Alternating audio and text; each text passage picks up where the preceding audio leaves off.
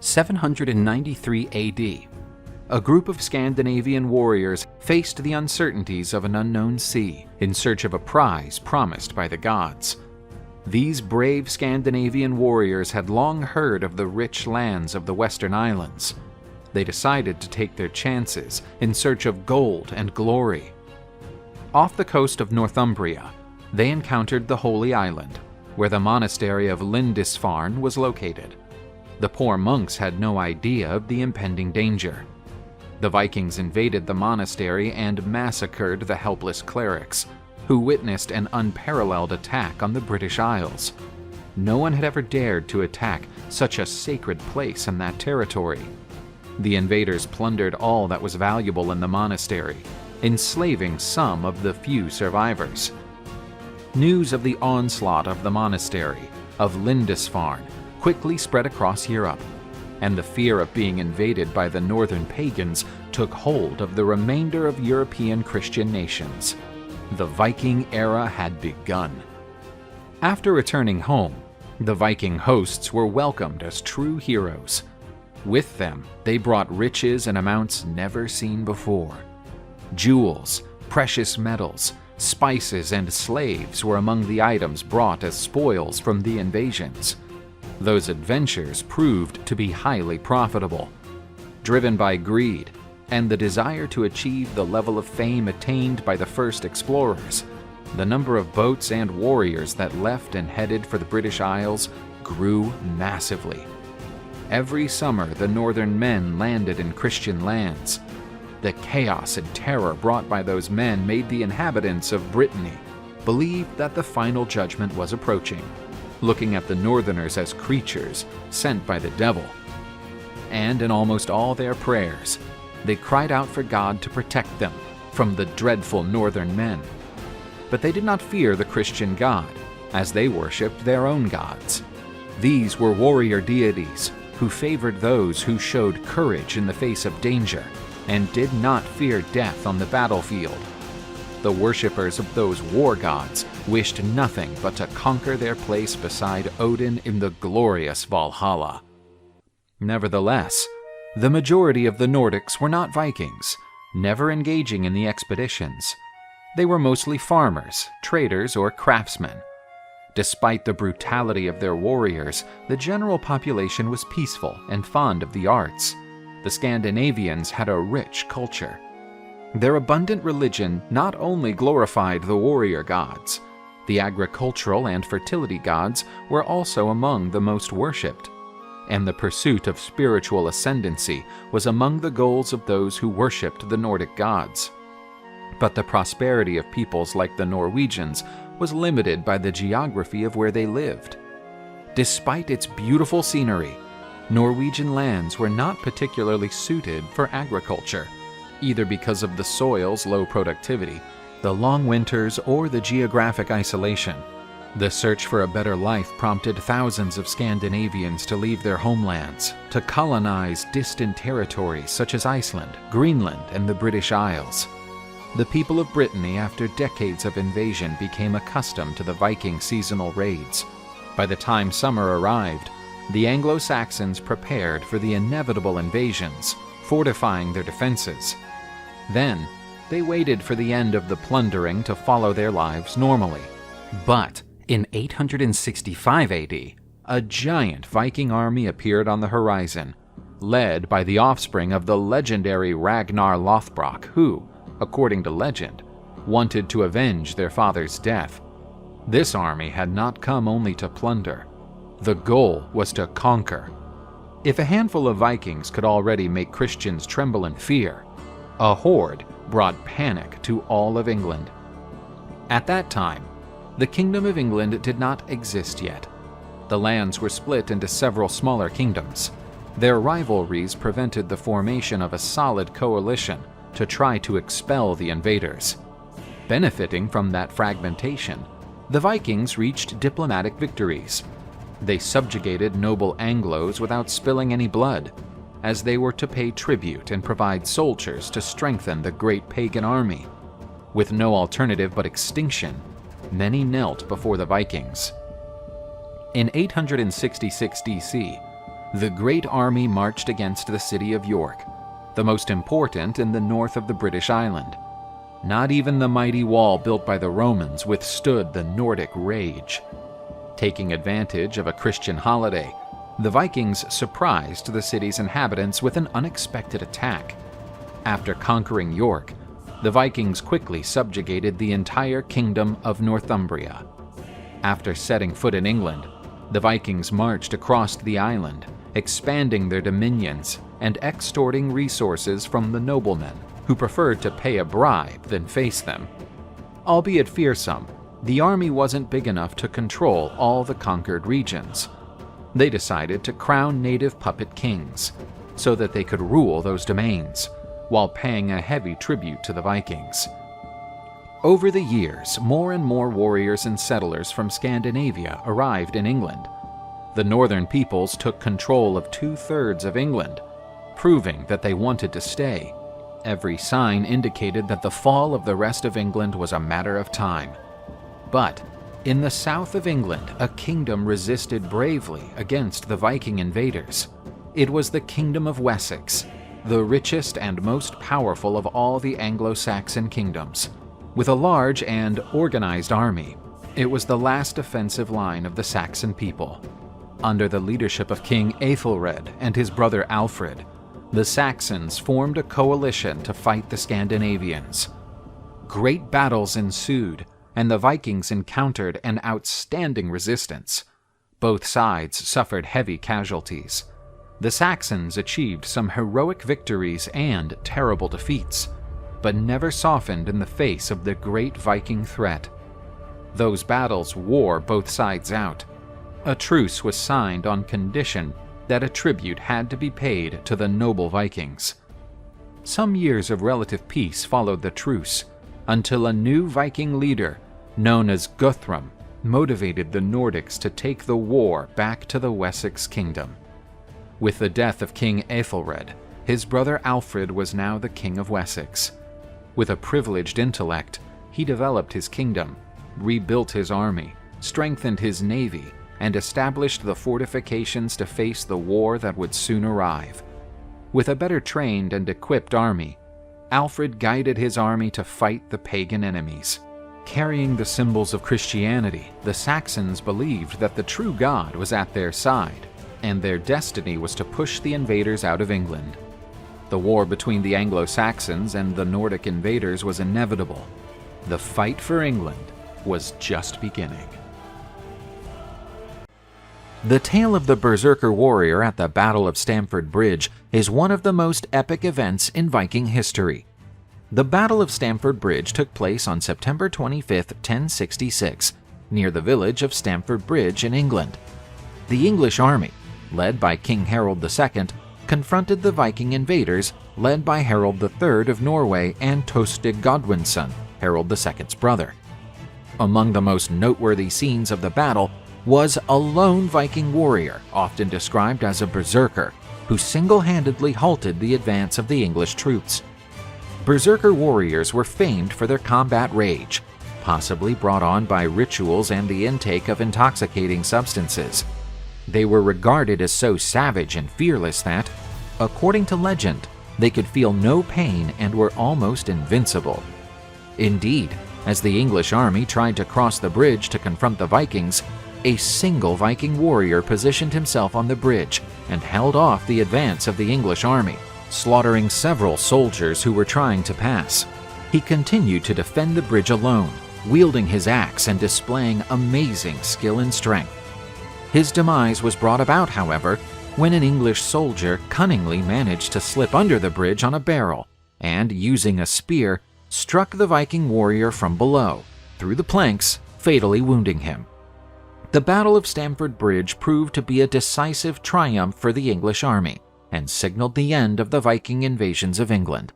However, just 3 weeks later, Harold II would face another invader, William the Conqueror, at the Battle of Hastings, a battle he would not live through, and which would lead to the Norman domination of England. Although the identity of the ferocious warrior who single-handedly held back the English forces is unknown, the Vikings knew for certain that this valiant soldier had his spirit chosen by the Valkyries to live among the gods in Valhalla's glorious hall. The story of the Bridge Berserker has become one of the greatest icons of the courage and ferocity of Viking warriors.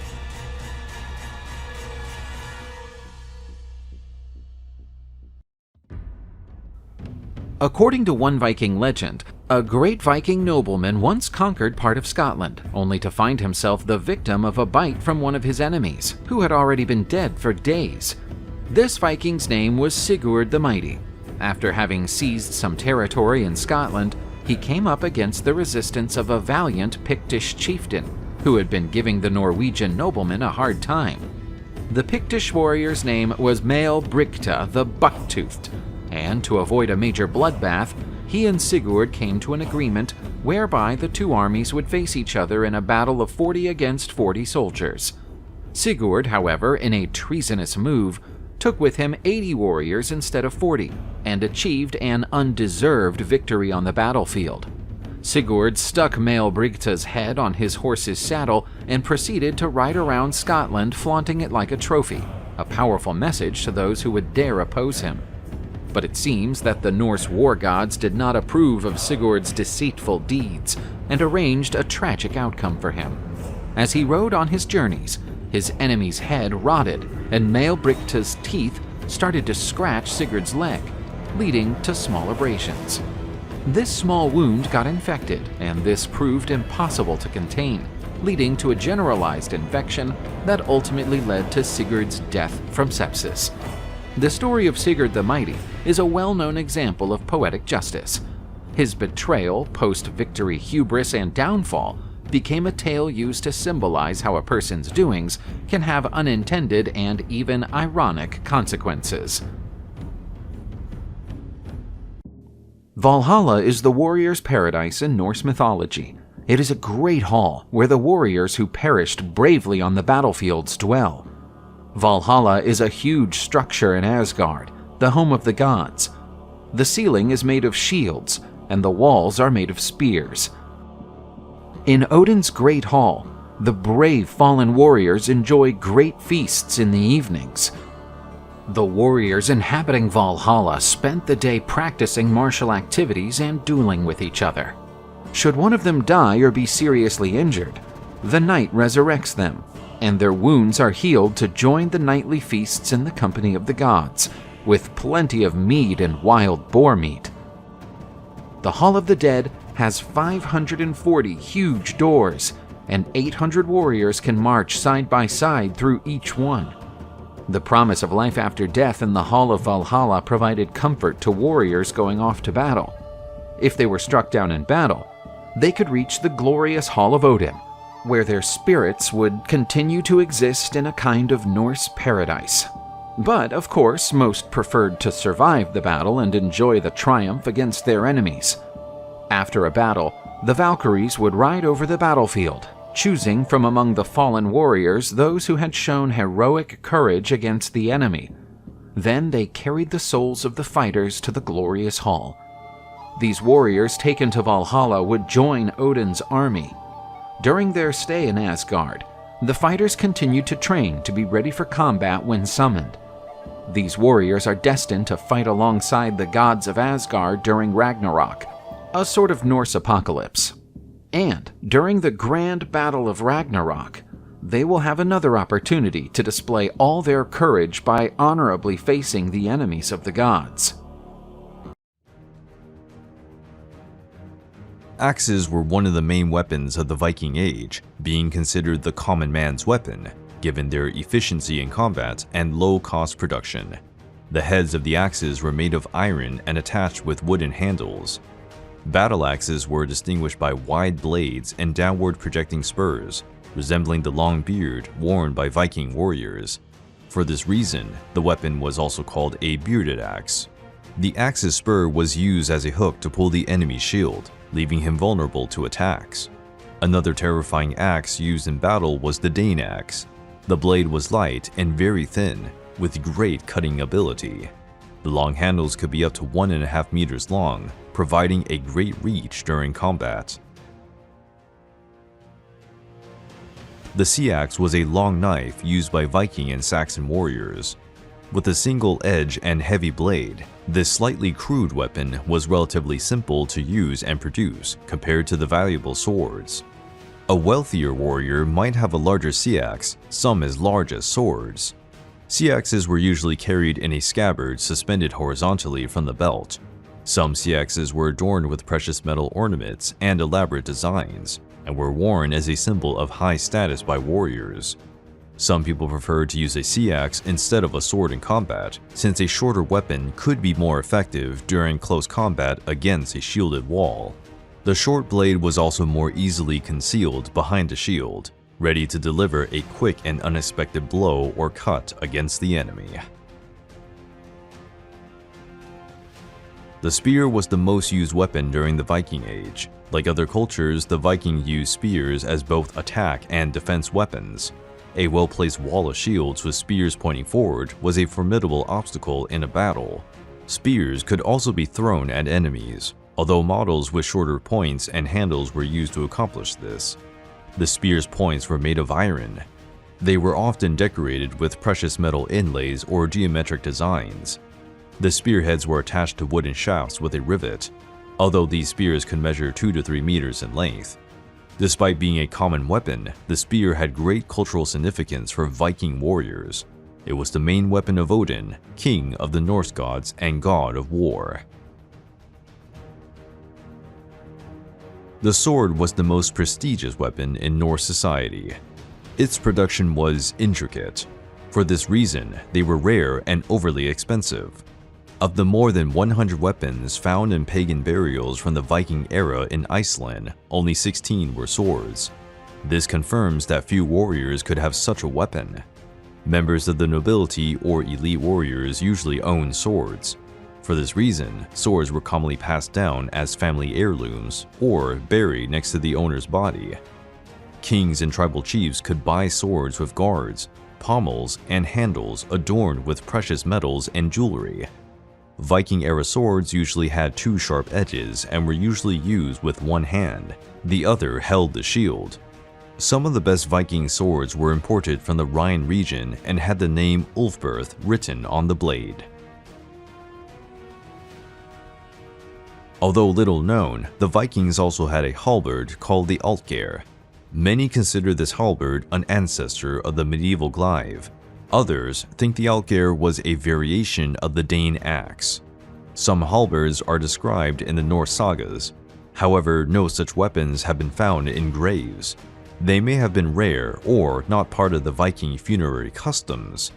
The most famous user of the halberd in the Norse sagas was a warrior named Gunnar Hamadarson, who was able to wield the Altgeir with only one hand while holding his sword in the other.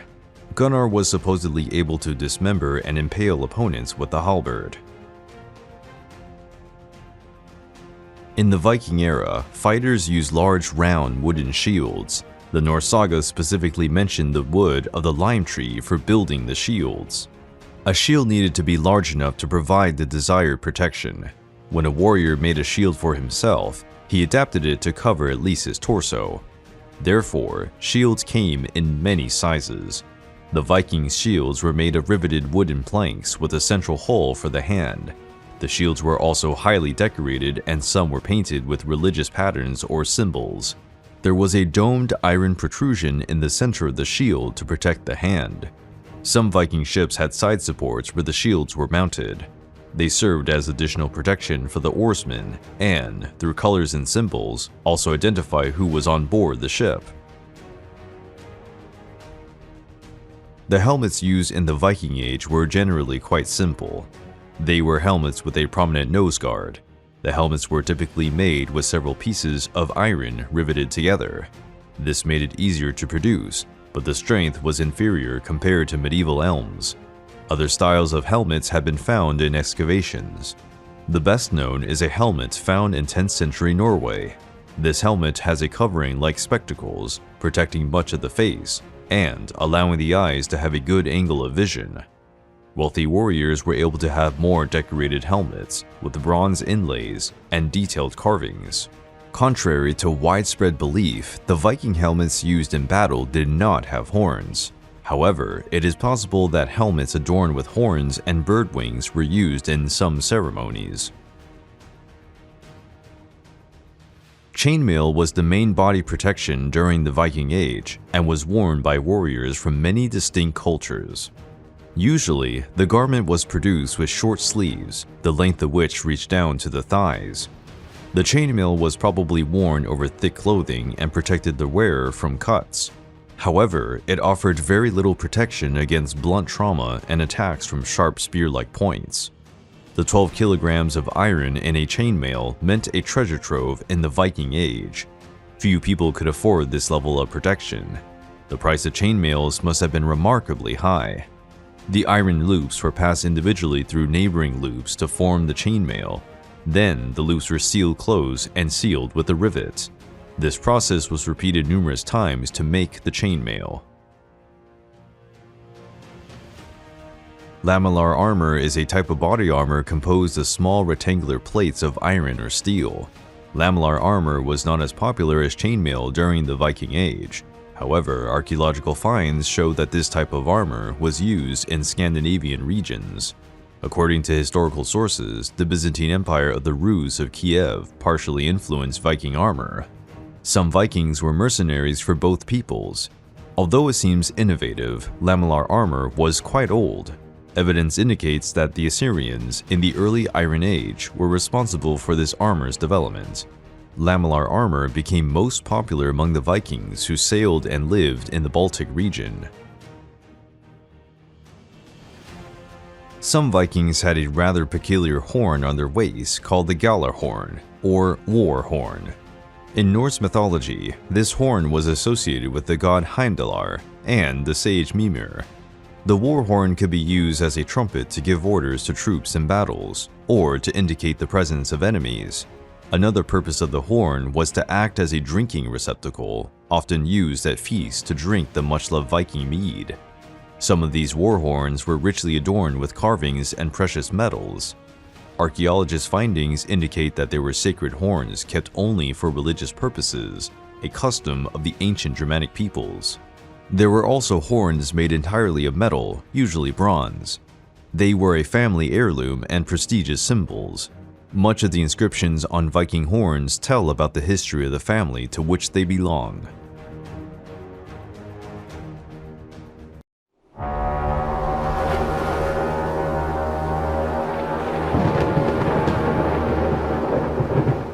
The Vikings were one of the most feared warrior groups in history. Many epic sagas and poems were written to underline the bravery of the Vikings on the seas, sailing on their dragon ships. There are also several stories about courageous heroes and warlords who, with only a strong arm, a sharp blade, and a sagacious intelligence, conquered new lands and accumulated great fortunes. But among these renowned warriors, one name was synonymous with respect and admiration: Ragnar Lodbrok. The legendary Ragnar Lodbrok was a king of Denmark and Sweden during the 8th and 9th centuries. One of the main sources of his story is called the Saga of Ragnar Lodbrok, which explains that the term Lodbrok means hairy trousers, as his trousers were made of boiled wolf skin with tar, which made them thick and resistant. The exact birthplace of Ragnar is still a mystery. Sources differ between Sweden and Denmark.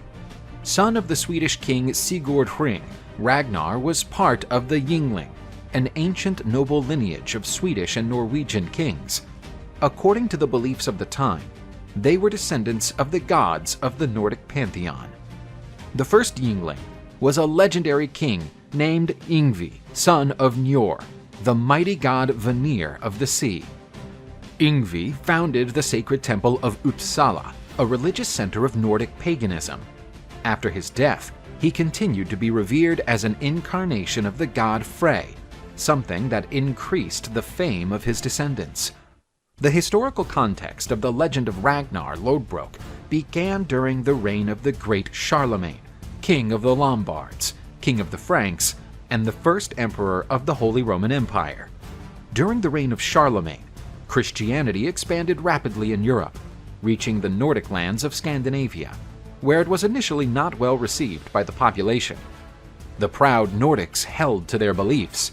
They believed in the ancient gods, and armed conflicts, motivated by religious differences, became more and more frequent. At that time, the famous Viking invasions began, which until then were simple attacks by small groups of Nordic looters. Frank sources cite the name of a Nordic king named Horik, who reigned in Denmark between 827 and his death in 854. His reign was marked by the attacks on the Carolingian Empire of Louis I, the son and successor of Charlemagne. Ragnar was a jarl in King Horik's court, with the right to command a certain number of warriors and own land in his name. Ragnar Lodbrok's first great achievement was motivated by a desire for revenge. Ragnar gathered his best warriors and led an invasion against a rival kingdom. This kingdom was ruled by a monarch who had the reputation of being cruel and abusive. Many years before, he had been responsible for killing Ragnar's grandfather. It was on this occasion that Ragnar met the squire Lagertha. Like other women, she was a prisoner in the fortress of the evil king. Ragnar freed the captive women and gave them weapons so that they could participate in the struggle. He was impressed by Lagertha's bravery. She fought with the same strength and determination as the men. After a difficult fight, Ragnar and Lagertha won, and Ragnar was deeply in love with the brave squire. Lagertha refused Ragnar's approaches, and even put a bear and a huge dog to protect the door of her house to keep the stubborn man away. But even that didn't stop Ragnar. With a spear, he killed the two guardian animals, gaining Lagertha's respect. Ragnar returned to his land with Lagertha at his side, where they married and formed a family. In several versions, Lagertha was forced to marry Ragnar. Ragnar and Lagertha had a son named Frøydleif and two daughters. However, the couple's relationship was troubled. The constant discussions led to a separation. Ragnar sought a new marriage that would help him raise his social status. For his new wife, he chose a young Swedish princess named Thora. But the princess's father was overprotective and always placed a monstrous poisonous snake as protector of Thora's chambers. It was there that the imaginative Ragnar created his famous wolfskin trousers. His tarred stitching was able to resist the attacks of the snake. Ragnar defeated the snake and won the right to marry Thora. He had two children with her. In some ancient writings, their names are Eric and Agnar. At that time, Ragnar Lodbrok became the leader of several Viking invasions, spreading his name and amassing impressive victories. Several historical records state that in the year 845, a large fleet of Viking ships attacked and devastated many villages in the French kingdom, then attacking Paris. This event became known as the Siege of Paris. According to chronicles written by the Franks, it was led by a man named Ragnar, a name that many historians consider to be the legendary Ragnar. Paris was surrounded, and after suffering many attacks, the city ended up defeated and looted by the Viking horde. Paris endured many Viking onslaughts over the years.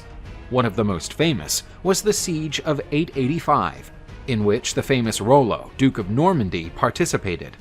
Despite everything, he had no parental relationship with Ragnar. In the first siege of Paris, Ragnar was a celebrity, known and respected among the Nordic people, but cursed and feared by his enemies. But fate would be cruel with Ragnar. His wife Thora died noticeably young, which left him devastated. Several years later, during one of his adventures, Ragnar met a beautiful young woman called Aslog, who initially presented herself as a simple peasant. But Aslog was the daughter of two great Nordic heroes, Siegfried, the famous warrior who slew the dragon Fafnir, and Brunhild, one of the Valkyries, daughters of the god Odin. Ragnar did not consider Aslog's privileged lineage strong enough. To test the woman's intelligence, he challenged her, where she would appear neither dressed nor naked, neither hungry nor satiated, and neither alone nor accompanied. Aslog appeared dressed in a fishing net, biting an onion and accompanied by a dog. Impressed by that strike of genius and seeing in her a wise companion, Ragnar asked her to marry him. With Aslog, Ragnar had 5 children: Bjorn Ironside, Hvitserk Whiteshirt, Haldfen, Sigurd Snake in the Eye, and Ivar the Boneless. Even after 3 marriages, Ragnar could not resist other women. There are reports that he had relationships with several lovers, many of whom belonged to wealthy and influential families. One of these women, whose name is unknown, gave birth to another son, named Ubba Ragnarsson. About Ragnar's appearance, there is a passage written: "He was the greatest and the most beautiful of men that human eyes have ever seen." Perhaps this explains his success among women. Little is known about Ragnar's life after the siege of Paris. Some say he spent many years living like a true Viking, sailing off the coast of Ireland, Northumbria, and France, where he led new attacks on villages and cities. During Ragnar's absence, his children grew up to be respected warriors. Some even overcame their father's conquests. When Ragnar returned from his self-imposed exile, he was worried that his children were overcoming him. He began to fear a weak old age, where he would die forgotten in some lonely bed. To try to revive his name, Ragnar sought new supporters to lead a major attack against the kingdoms of England. The aim was to create permanent settlements and give new life to many Nordic settlers. But to his misfortune, few warriors volunteered for the journey. Ragnar left for England with only 2 warships. Ragnar wanted to land on the coast of the Kingdom of Mercia, but a major storm hit his boats, which sank in the turbulent waters. Ragnar survived the shipwreck and made it to the beach. Unfortunately, the storm led him to the Kingdom of Northumbria, where he was captured by soldiers of King Eil. Ragnar was a hated enemy, which had already caused many problems in Northumbria. Therefore, he was quickly sentenced to death. There is not much information on Ragnar's death. The most famous version says he was thrown into a well full of poisonous snakes. Ragnar may have died slowly, but he never begged for mercy, nor showed fear. He warned that his children would avenge his death. Coincidence or not, a few years after Ragnar's death, a great Viking army invaded the 4 kingdoms of England in what became known as the attack of the Great Heathen Army in 865. The leaders of that army claimed to be Ragnar's sons and would not rest until they avenged his father's death. Much of Ragnar Lodbrok's story is a combination of myth and reality. Many researchers say he is just a legendary figure. Others believe he was a real person whose history and achievements were exaggerated as his popularity grew. It is also possible that Ragnar was not just one person, but several personalities. As such, Ragnar is a literary character who aggregates the achievements of several Viking leaders. As for the renowned sons of Ragnar, many were proven historical figures, such as Bjorn Ironside, who sailed in the Mediterranean and sacked cities in southern Italy and Spain. Ubba Ragnarsson was a member of the Great Heathen Army, which conquered the city of York in Northumbria and the Kingdom of East Anglia. Ivar the Boneless was one of the most feared Viking leaders of his time, known for not forgiving his enemies. For a time, he was king on the territory of Ireland. The stories about Ragnar Lodbrok may or may not be true, but his influence on Viking culture is undeniable. Nowadays, his legend continues to captivate us and awaken our admiration. The Vikings left their mark on history as invaders and cruel plunderers, but they were also bold warriors, fearless explorers, and great navigators. During their incursions against other territories, the Viking warriors were led by warlords known as earls, whose number of responsibility was to choose the targets to be attacked, to ensure good in the army, and to split the plundered goods of the cities and villages. Generally speaking, most Viking captains were happy to attack merchant ships or coastal villages, getting back to their homeland with wealth and slaves. But some wanted more than ephemeral riches. They dreamed of conquering land for cultivation and animal husbandry, with the intent to establish permanent settlements. One of the most successful leaders of the Viking era was Rolo. later known as Rolo of Normandy. Rolo's birthplace is still a subject of discussion among researchers, varying between Denmark and Norway, around the year 860 AD. The details of Rolo's youth are still obscure, and many of his accomplishments have a semi-legendary portrait, like that of the famous Ragnar Lothbrok. Sources suggest that Rolo was a member of a noble lineage, having received proper training in fighting and commanding warriors in battle. Rolo soon became a promising and ambitious warlord, leading invasions in the region of the western frontier, where France is today. At the time, it was ruled by the Kingdom of the Franks. The first invasions in France were unsuccessful. The Vikings lost and were expelled, but they would not be kept away for long. A few years later, they returned with a large army which attacked the city of Rouen, leaving it in ruins. Ancient writings tell that Rolo engaged and commanded Viking invasions between 876 and 886 against Paris, a remarkable achievement since Paris was a formidable city with high walls and reinforced gates. Paris had been built on a portion of land surrounded by the river Seine. It would have taken more than 100 Viking ships to surround the city. Seeking to appease the situation with the Viking invaders while protecting his kingdom from certain destruction, King Charles III of France, also known as Charles the Simple, started to pay an increasing amount of silver to persuade the Nordic leaders not to attack his territory. Rolo was one of the leaders who accepted the tributes and even developed a close relationship with King Charles. Rolo received the valuable proposal to take over land in France, where he could bring in other Nordic settlers and start a new life on more fertile land. The condition for this agreement was that Rolo and his warriors would have to protect the kingdom of the West Francia against attacks by other Viking lords. This sort of proposal was common at the time, and many Viking captains accepted it without much resistance. However, as soon as they received the payment, they went back to their ships and set sail in search of new targets to attack or extort. But Rolo respected his commitment to King Charles and stood firm in defending his lands, taking part in important battles and defeating his former Viking fellows. As a reward for his loyalty, King Charles offered his daughter, Princess Gisela, to marry Rolo. But the marriage cost something, and Rolo had to agree to be baptized and convert to Christianity. With that, he would be tied to the royal family and the Frank kingdom. With the marriage now officialized, Rolo finally received, in 911, the right to the Promised Lands. And, as in the ancient French language, the Nordic were now called Normans.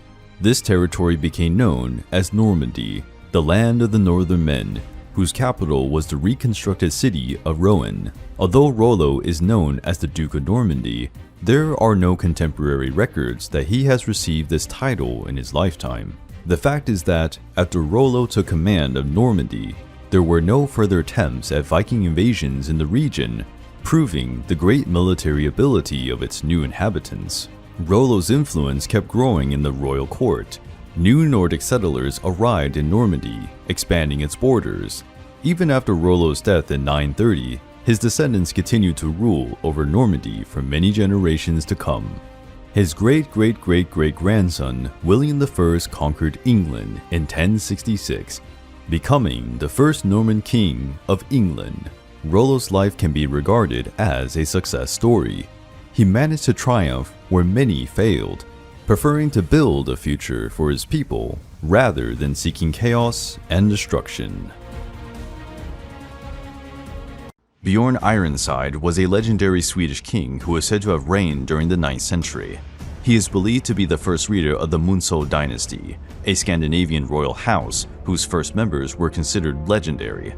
According to the 12th and 13th century Scandinavian stories, Bjorn was the son of the notorious Viking king Ragnar Lothbrok. However, contrary to how he was portrayed in the History Channel's Vikings television series, his mother was not the famous squire Lagertha, but rather Princess Aslog, Ragnar's third wife. Bjorn had 3 brothers. The eldest was Ivar the Boneless, with 2 younger brothers, Hvisert and Sigurd. There were also 3 half-brothers, Agnar, Eric, and Friedleif, Ragnar's sons with his first 2 wives. In the tale of Ragnar Lothbrok, Bjorn Ironside and his brothers continued the invasion started by their father and terrorized the areas of England, Normandy, France, and Lombardy. Historical records indicate Ivar as the leader of the band of brothers, while Bjorn was described as a capable and fierce warrior, able to change the course of battles. Bjorn was given the epithet Ironside, possibly in a reference to the strength of his arms or back muscles, which were compared to that of iron. Another explanation for this name was a mystical protection that guaranteed the physical integrity of Bjorn's hindquarters during battles. According to historical accounts, Bjorn, accompanied by the Viking lord Halfdan, supposedly a friend of Ragnar Lothbrok, invaded southern France and headed for the Mediterranean. After entering the Spanish coastal regions, they proceeded to the city of Pisa, Italy. But they could make no further progress when they reached the gates of the city of Luni, which they thought was Rome. They eventually conquered Luni in one of Bjorn Ironside's most significant achievements. He managed to capture the city using his wits, a feature that made him one of the most famous Vikings in history. Having trouble getting past the Luni walls, Bjorn thought of a clever way to enter the city. He sent men to inform the city bishop of his own death, but that, before he died, he had converted to Christianity and wanted to be buried in consecrated ground. The city allowed his body to be brought in by a small group of guards who secretly carried weapons under their robes. After entering the church, Bjorn suddenly emerged from the coffin, surprising everyone. Besides the warriors, he advanced to the city gates. He opened them, and his army entered to capture Luni. After sacking Luni, Bjorn and the Viking fleet invaded Sicily and the North African coasts. On their return home, they encountered the navy forces of Al-Andalus, strong Islamic rulers of the Iberian Peninsula. It was an unfortunate episode for Bjorn and his men, for they were hit by a weapon much feared at the time, the Greek fire, capable of igniting a wooden ship and burning even on the water's surface. Bjorn's fleet lost 40 warships, and the survivors were forced to retreat.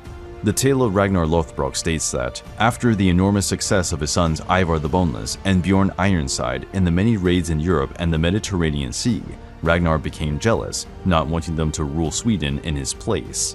Ragnar chose a man named Eystein Belli as the replacement king of Sweden, and, with only a small contingent of ships and warriors, decided to invade the kingdom of Northumbria and defeat his longtime enemy, King Ela.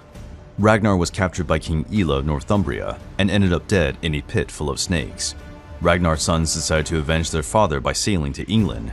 They formed the Great Heathen Army and brutally savaged the Saxon kingdoms. The Viking forces invaded Northumbria and captured King Ela alive. He was tortured by Ragnar's sons and subjected to a cruel death in a ritual known as the Blood Eagle. Ragnar's inheritance was divided between the brothers, and Bjorn received the city of Uppsala in Sweden and all the lands therein. Alongside his younger brothers Sigurd and Hvisurk, Bjorn spent much time raiding and pillaging France before returning to his newly acquired kingdom. Bjorn had two sons, Refel and Erik Bjornsson. The latter would become the king of Sweden after Bjorn's death. Bjorn founded the House of Munso, known as the Old Dynasty, which ruled Sweden for many generations. However, they were eventually driven out of Sweden after an extended period of civil war in the late 10th century. In the 18th century, a tomb was discovered on the island of Munso, and many scholars claimed it to belong to the legendary Viking king Bjorn Ironside. Ivar the Boneless, also known as Ivar Ragnarsson, was one of the most famous warlords of the Viking Age. His reputation is evident in the Old Norse legends, where he is revered as a divine warrior. In contrast, British sources of the time considered him a demon from the depths of hell. The Norse sagas say that Ivar was the son of the famous Viking warrior Ragnar Lothbrok and his wife, Aslog. There are many theories about the origin of the epithet the Boneless. This term may indicate some of Ivar's physical handicap, evident from his birth. It is believed that Ivar had weak and brittle bones, or even no bones in his legs. Some historians believe that Ivar was impotent. The fact that he never married and had children may explain the nickname. According to the beliefs of the time, this deformity was the result of a curse. Ivar's mother, Aslog, known as a powerful seer, warned Ragnar that he was expected to wait 3 days before consummating his marriage. The gods would not be pleased if the couple rushed the wedding night. Ragnar ignored the warning, and Ivar was born with legs whose structures were similar to cartilage rather than bone. Because of his disability, Ivar had to be carried by his guardians on a stretcher or shield. Despite this inconvenient problem, Ivar had a great talent for planning and strategy, as well as being a skilled archer. Ivar had 3 younger brothers who became his main battle companions: Bjorn Ironside, Hiesturk, and Sigurd, all of them brave warriors. They often participated in raids together, where they were led by Ivar. The brothers rarely made strategic decisions without consulting him. Ivar was a born leader and loyal to his family. He was dismayed by the news that his father, King Ragnar Lothbrok, had been captured and executed by King Alla of Northumbria. Ivar demanded to know all the details of his father's death, who was thrown into a pit of poisonous vipers.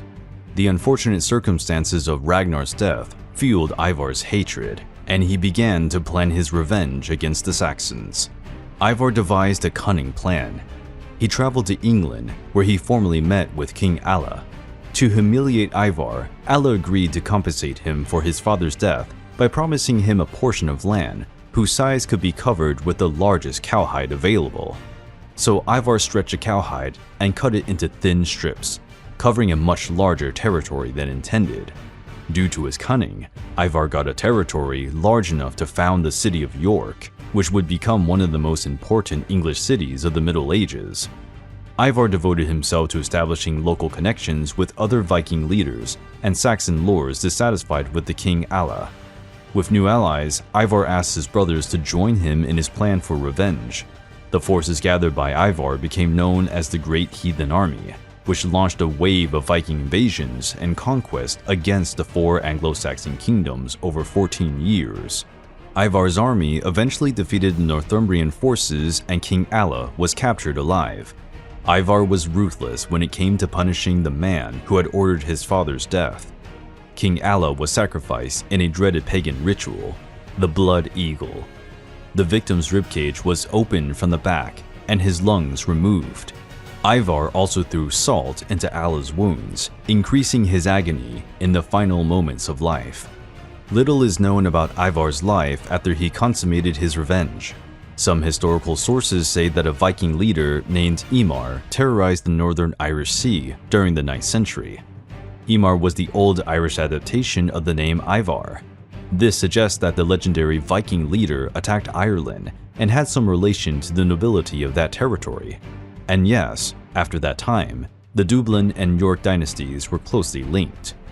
The most accepted theory is that Ivar remained king of York after avenging the death of his father. According to some Irish chronicles, Ivar died around the year 873, a victim of a sudden and horrible illness. In 1686, a farm worker discovered a Scandinavian tomb in Repton, England, near a site where the great pagan army defeated King Burgred of Mercia.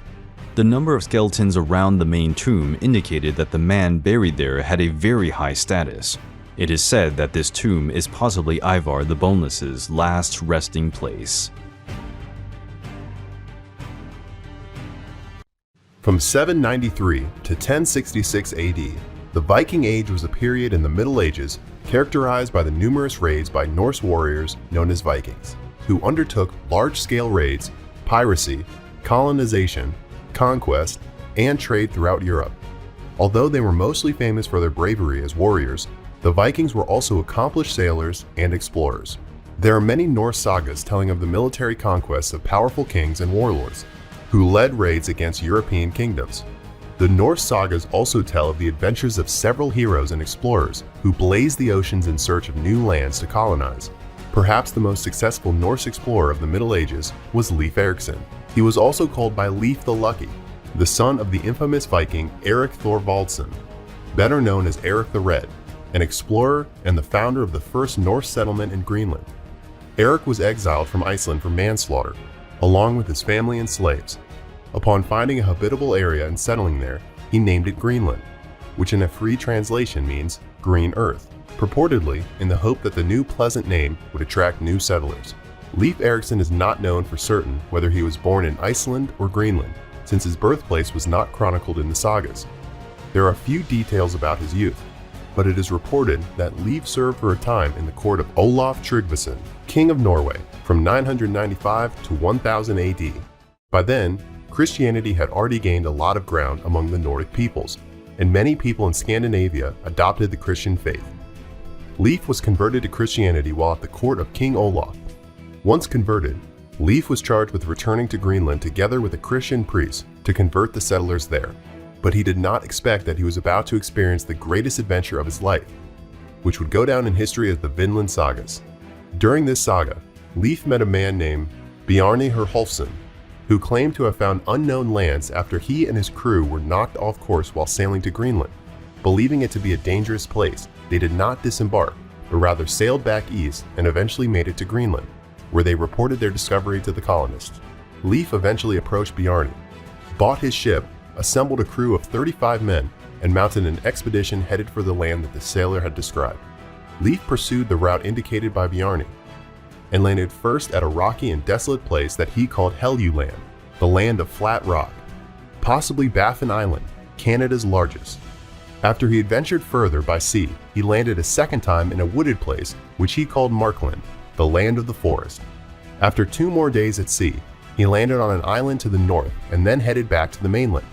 They sailed west and landed in a green area with a mild climate and plentiful salmon stocks. Leif decided to make camp there and sent groups to explore the country as winter approached. While on one of these explorations, they discovered that the land was full of vineyards and wild grapes. Leif therefore called the land Vinland, the land of vineyards. He and his team built a small settlement there, becoming the first Europeans to settle in North America. Leif's breakthrough is considered one of the greatest feats in history, as it occurred almost 500 years before the voyages of Christopher Columbus and John Cabot. The territory that was called Vinland depicts the island called Newfoundland and the Gulf of St. Lawrence to the northeast of New Brunswick, regions located on the Labrador Peninsula in Canada. In the early 1960s, research by Norwegian explorer Helge Ingstad and his wife identified a Norse site located on the northern tip of Newfoundland, proving the veracity of the Norse texts about Leif Erikson's voyage.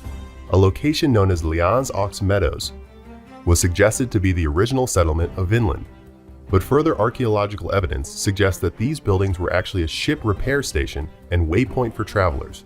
There were no permanent Norse settlements in North America over the centuries, but knowledge of voyages to Vinland spread throughout medieval Europe. It has been suggested that knowledge of Vinland's location may have been held in European seaports in the 15th century. Christopher Columbus claimed in a letter to have visited Iceland in 1477, where he may have heard stories about this place.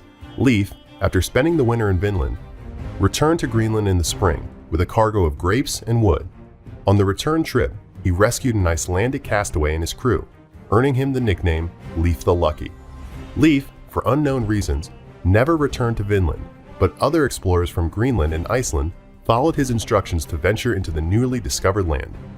Leif Eriksson's name is mentioned in a deed for the last time in 1019. He passed his title as the head of his family to his son, Thorkel, in 1025. Nothing is mentioned about his death in the sagas, but he probably died of old age in Greenland. On October 6, 2000, U.S. President Bill Clinton issued Presidential Proclamation 7358, proclaiming Monday, October 9, 2000 as Leif Eriksson Day. There have only been 2 kings in the English history who have been given the title the Great. One of them was King Alfred of Wessex, responsible for fighting off many Viking invasions and starting the unification of England. The second was a Dane named Canute, who was King of England, Denmark, and Norway during his lifetime. Canute was the son of Svein Forkbeard, King of Denmark, until 1014. Not much is known about Canute's childhood and youth. He was under 20 when he followed his father on the successful invasion of England in August of 1013. Canute is described in the Norse sagas as a man exceptionally tall, strong, and good-looking, except for his nose, which was thin and quite hooked. He had a fair complexion and a fine thick hair. His eyes were nicer than those of other men, both more beautiful and sharper. This description is from the Knut Linga saga. As King Svein was conquering England, Canute was put in charge of the Danish army. After his father's abrupt death, Canute was crowned king by the Danish army. Nevertheless, the assembly of English noblemen refused to accept him and instead voted to reinstate the previous king, Ethelred, who had been defeated by Svein. and was exiled to Normandy to the English throne. 2 years later, upon Ethelred's death, Canute became the sole king of England in 1016. In the meantime, his brother King Harald II of Denmark eventually died in 1018, and Canute was also crowned King of Denmark. When the young Canute assumed the English and Danish throne, very few could have predicted that he would become one of the most successful kings of the early medieval period, ruling a Scandinavian empire that spanned the entire North Sea. To connect his lineage with the English dynasty and to protect himself against Normandy attacks, Canute married Ethelred's widow, Emma of Normandy, daughter of Richard, the Duke of Normandy. As the King of England, Canute blended institutions and ruled the English and Danish people as equals. By partitioning the country into the 4 great counties of Wessex, Mercia, East Anglia, and Northumbria, he established the system of territorial lordships that would anchor English rule for centuries to come. Throughout his early reign, Canute was a stern ruler and resorted to executions and exile to keep his precarious positions as king of the North Sea Empire. Canute planned the murder of Edmund Ironside's brother, hunted Edmund's sons out of England to Hungary, and ordered the killing of many of his notable English rivals. After 7 years, when his government grew more stable, he adopted a less harsh policy and allowed more Saxons to hold positions of power. In 1028, Canute conquered Norway with a 50-ship fleet from England, taking power as ruler of a massive empire around the North Sea. Canute converted to Christianity and was an eager patron of the church. He sponsored leaders of the English church and was recognized by the Pope as the first Viking to become a Christian king. Setting sail on a pilgrimage to Rome, Canute showed both reverence and humility. Upon his return to England, he promised his Saxon subjects that he would rule with mercy and justice. Canute ruled England for 19 years. His protection against Viking invaders helped restore England's prosperity, and the resources he controlled helped him to establish a firm hold on Scandinavia as well. After attacks in Scotland, Malcolm II, King of Scots, recognized Canute as a suzerain, and peace with Scotland was settled for the remainder of Canute's reign. The great Anglo-Saxon king Canute died on November 12, 1035, at Shaftesbury in Dorset, being buried at Winchester. Upon his death, Canute was succeeded in Denmark by his son, Harthacnut, also known as Canute III. One of his other sons, named Harold Harefoot, came to power in England, ruling until his death in 1040. This ends the story of the greatest Viking king to rule in England. Harald Hardrada was king of Norway from 1046 to 1066. However, even before he became king, Harald's life was packed with challenges and adventures that made him known throughout the medieval era. He remains relevant to this day and is one of the main characters in the Netflix TV series Vikings Valhalla. Born in 1015, Harald was the son of Sigurd Sur, the lord of some country lands in Ringerike, Norway. His baptismal name was Harald Sigurdsson, but he came to be called by the epithet Hardrada, meaning the strict ruler, referring to the toughness and firmness with which he governed and dealt with the noblemen, landlords, and clergy members. Harald was a half-brother of Olaf, who was later to become Saint Olaf.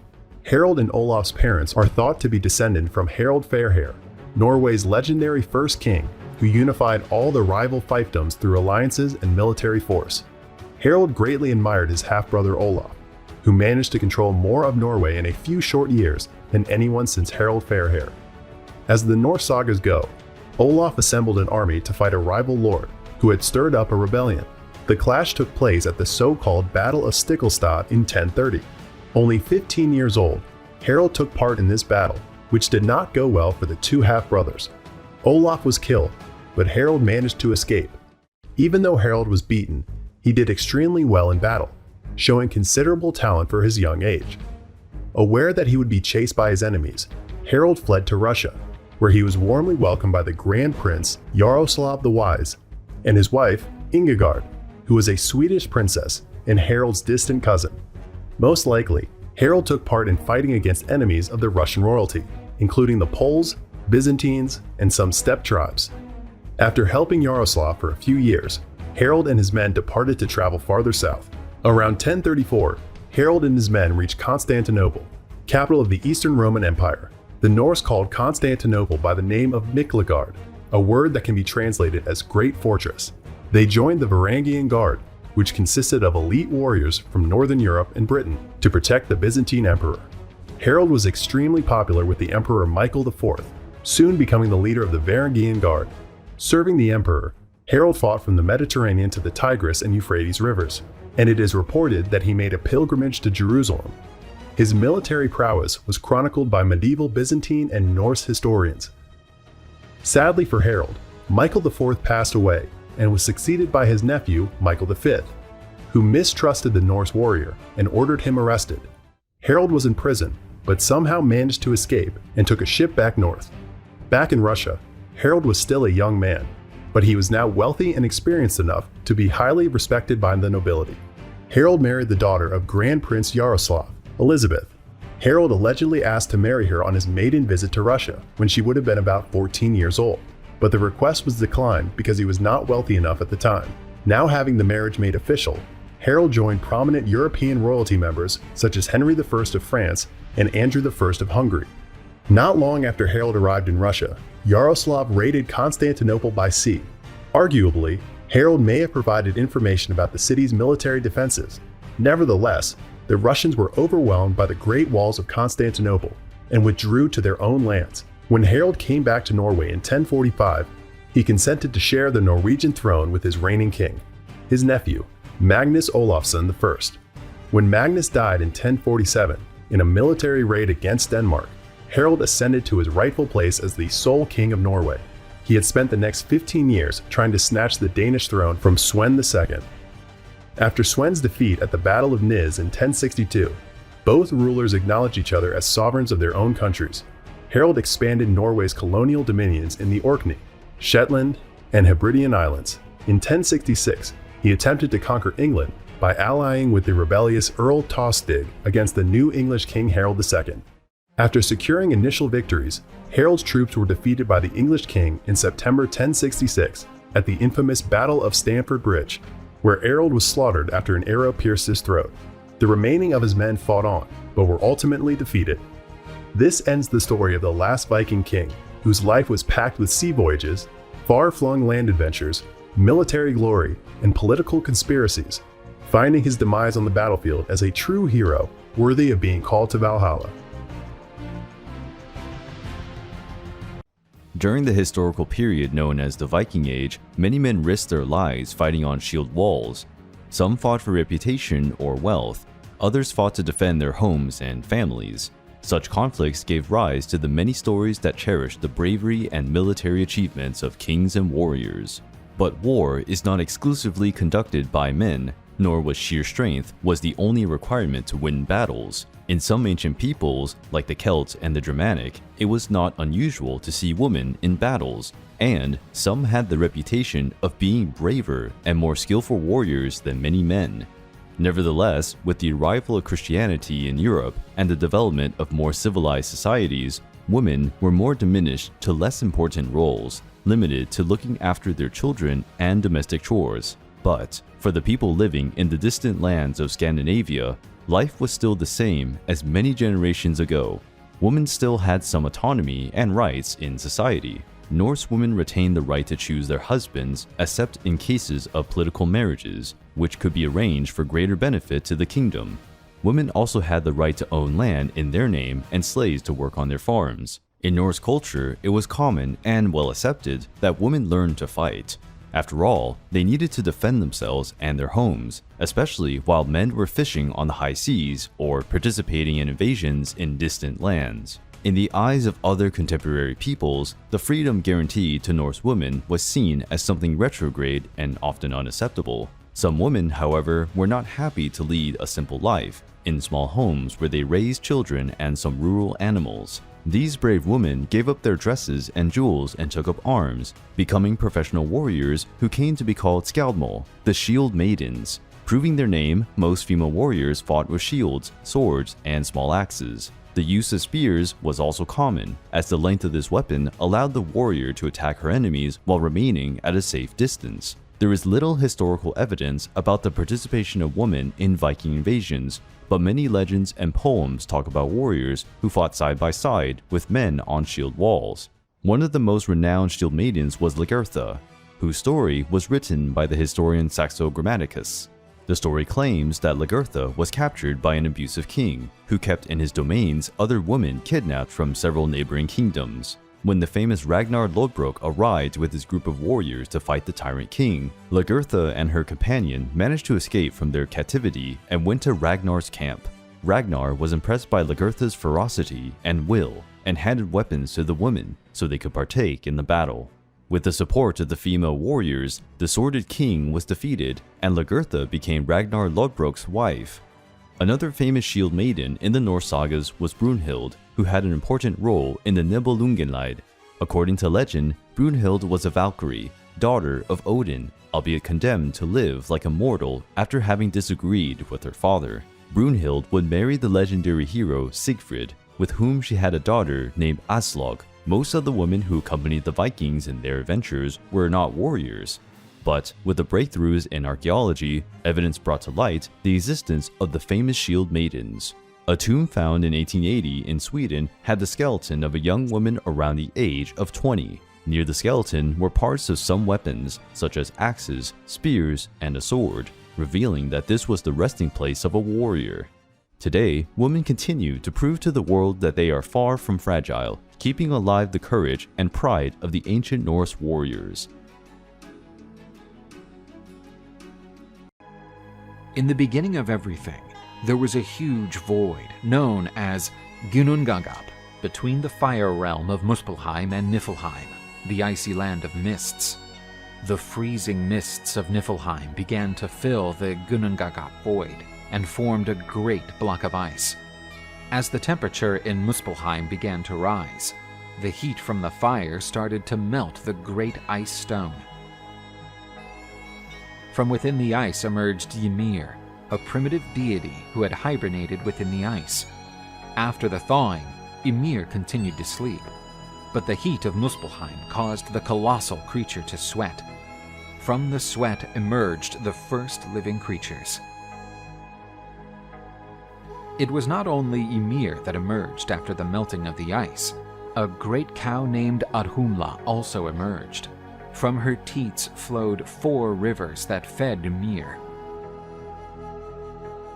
The cow fed herself by licking a block of salty ice, and, as the ice was consumed, a new creature emerged. This being was Buri, the progenitor of the gods. While Ymir slept, he continued to generate life, giving rise to the Jotun. Buri united with a giant to give birth to Bor. Bor joined with the giant Besla to give birth to Odin, Vili, and Ve. Odin and his brothers lived frustrated and bored in the emptiness of Ginnungagap, as there was no sky, land, sea, or forests yet. The brothers decided that something had to be done. Only the death of Ymir could start the world we know today. Odin, Vile, and Ve attacked and killed the giant Ymir. From her blood the oceans were born. From Ymir's flesh grew dry land, and her great bones were piled up, giving rise to the mountain ranges. In Ymir's flesh were small larvae.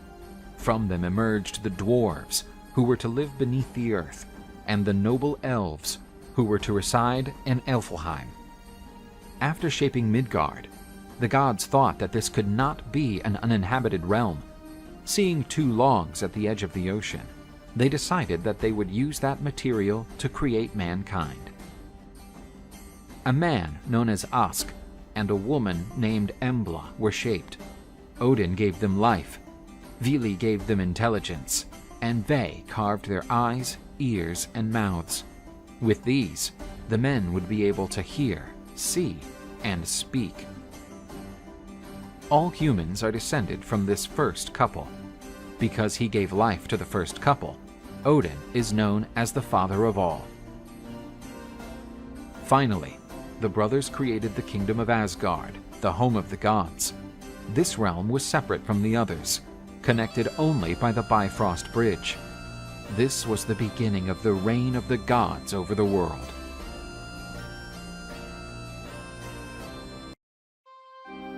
After creating the world on the body of the giant Ymir, who had been killed by the Aesir gods, Odin went on to reign over the world atop his throne in Asgard. Even though he was a wise god, he was aware that he did not know everything. So he set out on an adventure in search of knowledge. He disguised himself as a wanderer and walked through Jotunheim, the land of giants and enemies of the gods. In this realm lived Mimir, a very ancient deity and uncle of Odin. He lived near the Well of Knowledge. The waters of this well were responsible for feeding Yggdrasil, the Tree of Worlds. Mimir, using the Galla Horn, drank sacred water, and his knowledge of the world increased. Odin went to his uncle's well and asked him to drink the water of knowledge.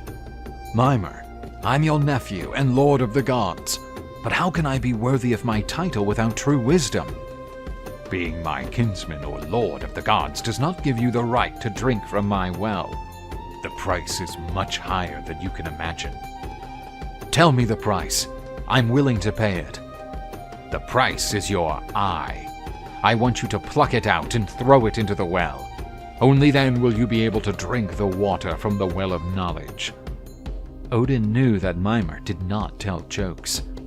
He would have to pay a high price if he were to attain true wisdom. The great god did not flinch and gouged out his own eye. His cry of pain was so loud that it echoed throughout the universe. Odin deposited his eye in the waters of the well, and this sacrifice satisfied Mimir. He offered him a horn with the water from his well, and he asked the god to drink the entire contents at once. After drinking the entire contents of the container, the father of all was filled with knowledge. A large scar filled the void where his eye had previously been, which at times emitted a brightly glowing flame. Odin came to be known as the One-Eyed Man, or the One with the Flaming Eye. Odin began to see the world much more clearly. With only one eye, he could see better than when he had two.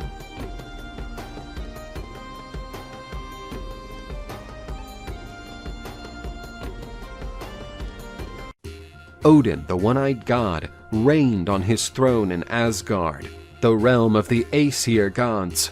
His court had other deities, which further increased the prestige of Odin's kingdom. But another kingdom was also extremely prestigious among men: Vanaheim, the land of the Vanir gods. These competed with the Asgardians for the worship of mortals.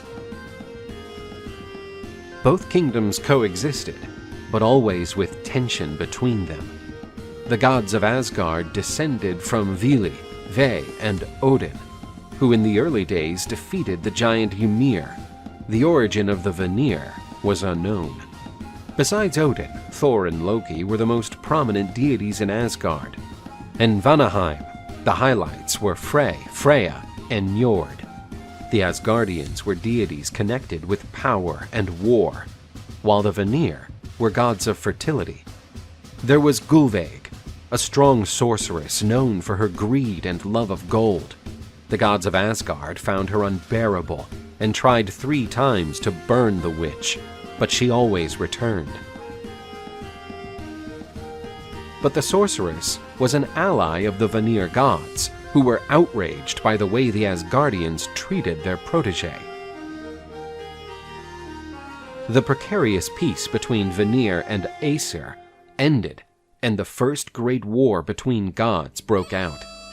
Odin threw his powerful spear at the Vanir. It was a sign that this would not be a simple disagreement, but a battle that could decide the fate of the world. No other war would be as important until Ragnarok. The Vanir gods would eventually march against Asgard, bringing down part of the mighty wall erected by the giant builder. The conflict between the gods made the world tremble. Both sides showed their worth, fighting with great courage.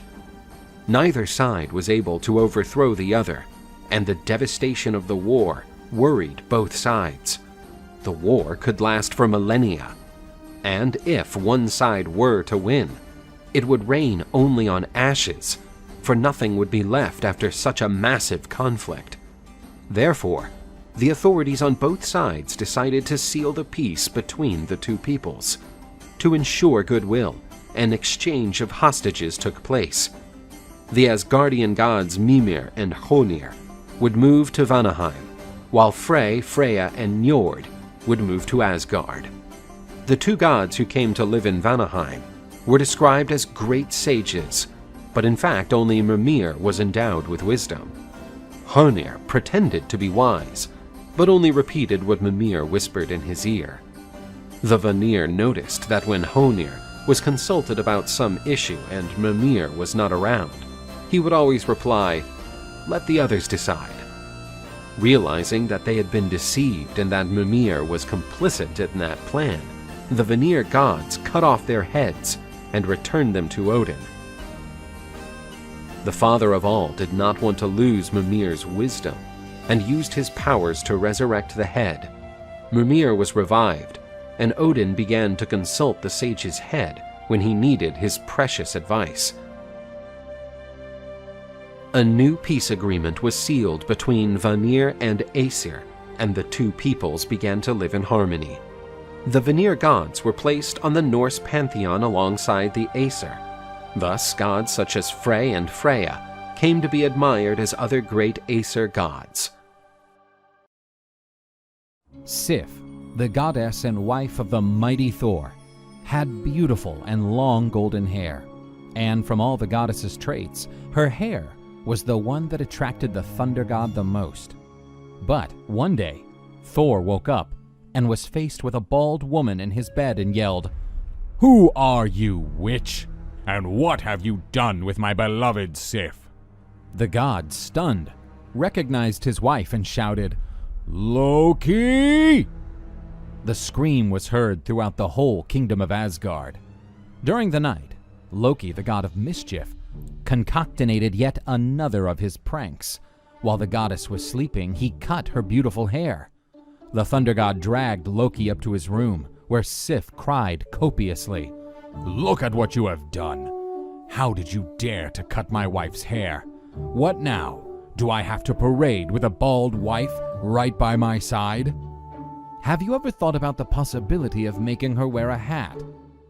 Thor lifted Loki from the floor and said, "If you do not find a way to make my Sif regain her splendor, I will break every single one of your bones." Considering that threat, the god of mischief started to think of a way to solve that situation, until he had an idea.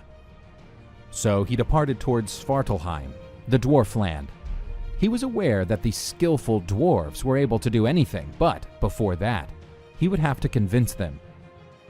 Then he looked for the brothers, sons of Ivaldi, who were skillful craftsmen, and said, "You don't know the latest news. The gods will conduct a trial to establish who the best craftsmen are. And the brothers Brock and Eitri said that you, sons of Ivaldi, do not have the slightest chance." "That's an outrage. Those pierced, clumsy hands will not have the slightest chance against us." "Very well, but there is one condition. You have to do 3 gifts for the gods, and one of them has to be a long golden hair that never stops growing." Loki departed to incite the brothers Brock and Eitri to establish a competition. You will not believe this. The sons of Ivaldi will participate in a contest promoted by the gods to decide who the best craftsmen are, and they said you don't have any chance, given that you are nothing but a bunch of clumsy guys. "Clumsy guys? Huh. That's quite typical of the sons of Ivaldi, but we will not compete. Everybody already knows that we are much better, so we have nothing to gain." "I bet that you are not better than the legendary brothers Ivaldison. I would bet my own head on it." "The head of the most elusive of gods seems a nice prize to me. I accept the bet." Loki trembled, but did not step back and accepted the bet. He also knew that Brock and Eitri were better than the sons of Ivaldi, but now he would have to use all of his cunning talents to untangle himself from that mess. The dwarves, sons of Ivaldi, started to make their gifts for the gods, and Loki noticed that everything seemed to went well. But the god realized that the other pair was doing something outstanding. Loki then understood he had to intervene. Brock and Eitri had already built 2 beautiful gifts, but they were certainly crafting the greatest of all works.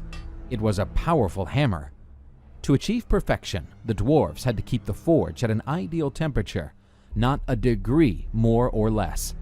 And Brock did his work by pumping the bellows with great precision. Loki noticed he had to act quickly and turned himself into a large hematophagous mosquito. He flew to Brock and painfully stung his hand.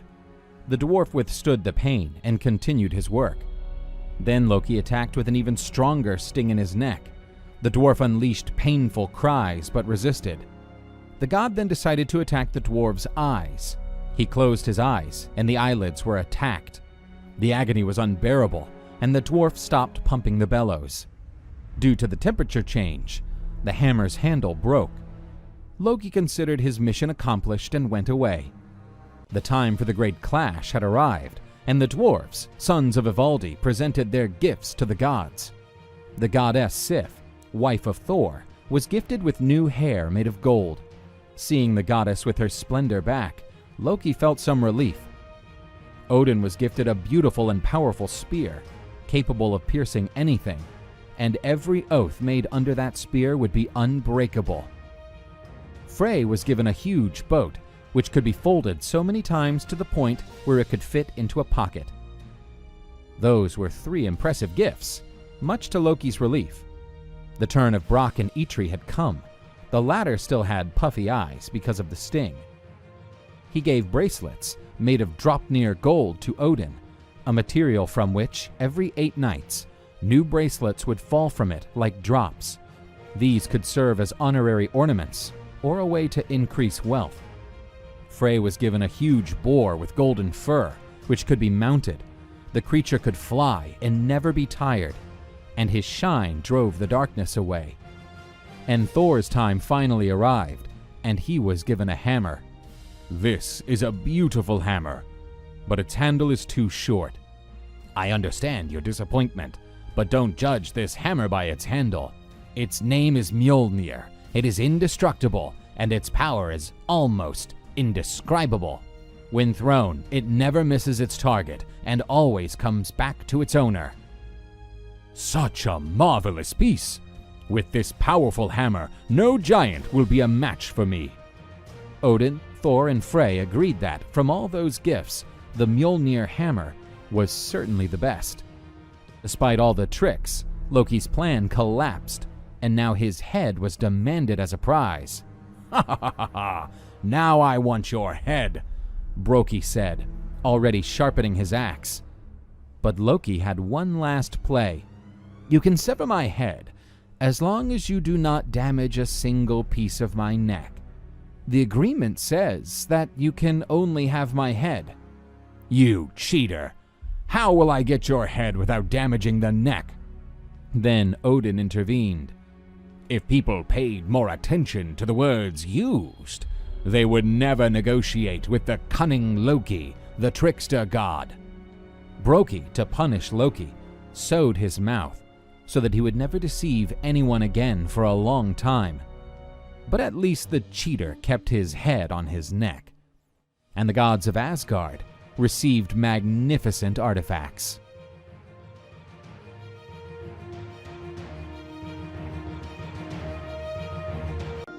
The gods Thor and Loki crossed the world in Thor's chariot, which was pulled by powerful goats.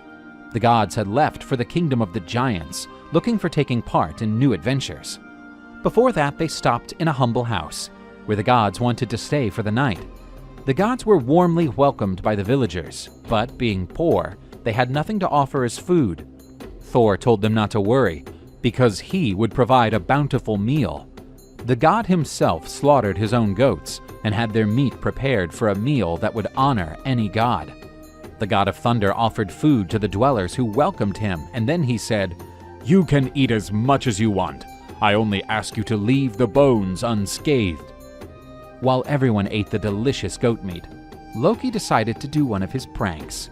He approached the hut's young resident, known as Tjalfi, and he told him, "There is no fairness at all in allowing Thor to keep all the delicious marrow which fill these bones just for himself. Such a delicacy would give great strength to those who eat it.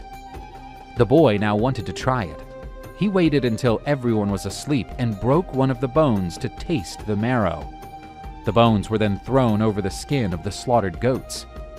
The next day, Thor did a ritual and brought the goats back to life. However, one of the goats was now limping because its leg had been broken. Thor was enraged and grabbed his powerful hammer. "You bastards! I offered you plenty of food and just got betrayal as a return. Who did this?" Loki tried to conceal his smile. Tjalfi, regretting his action, confessed the crime. "Just give me one reason why I shouldn't destroy this house, together with those who live in it." "Spare my family. They did nothing. Take me as your servant, so that I may pay my debt to the gods." Thor was benevolent and decided to spare Tjalfi's family, and they now would have to treat his goats. While Thor, Loki, and Tjalfi departed to explore the land of the giants.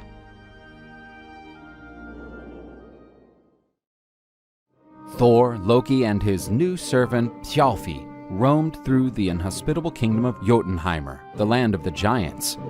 The intense cold forced them to look for shelter. The gods found what appeared to be a huge cave and they went inside. The travelers tried to rest, but an immense noise trembled the earth. Thor stepped out of the cave to investigate the source and, from the top of a mountain, he noticed that a huge giant slept beside their cave, and his snoring shook the whole ground. The giant woke up, and he did not appear particularly threatful.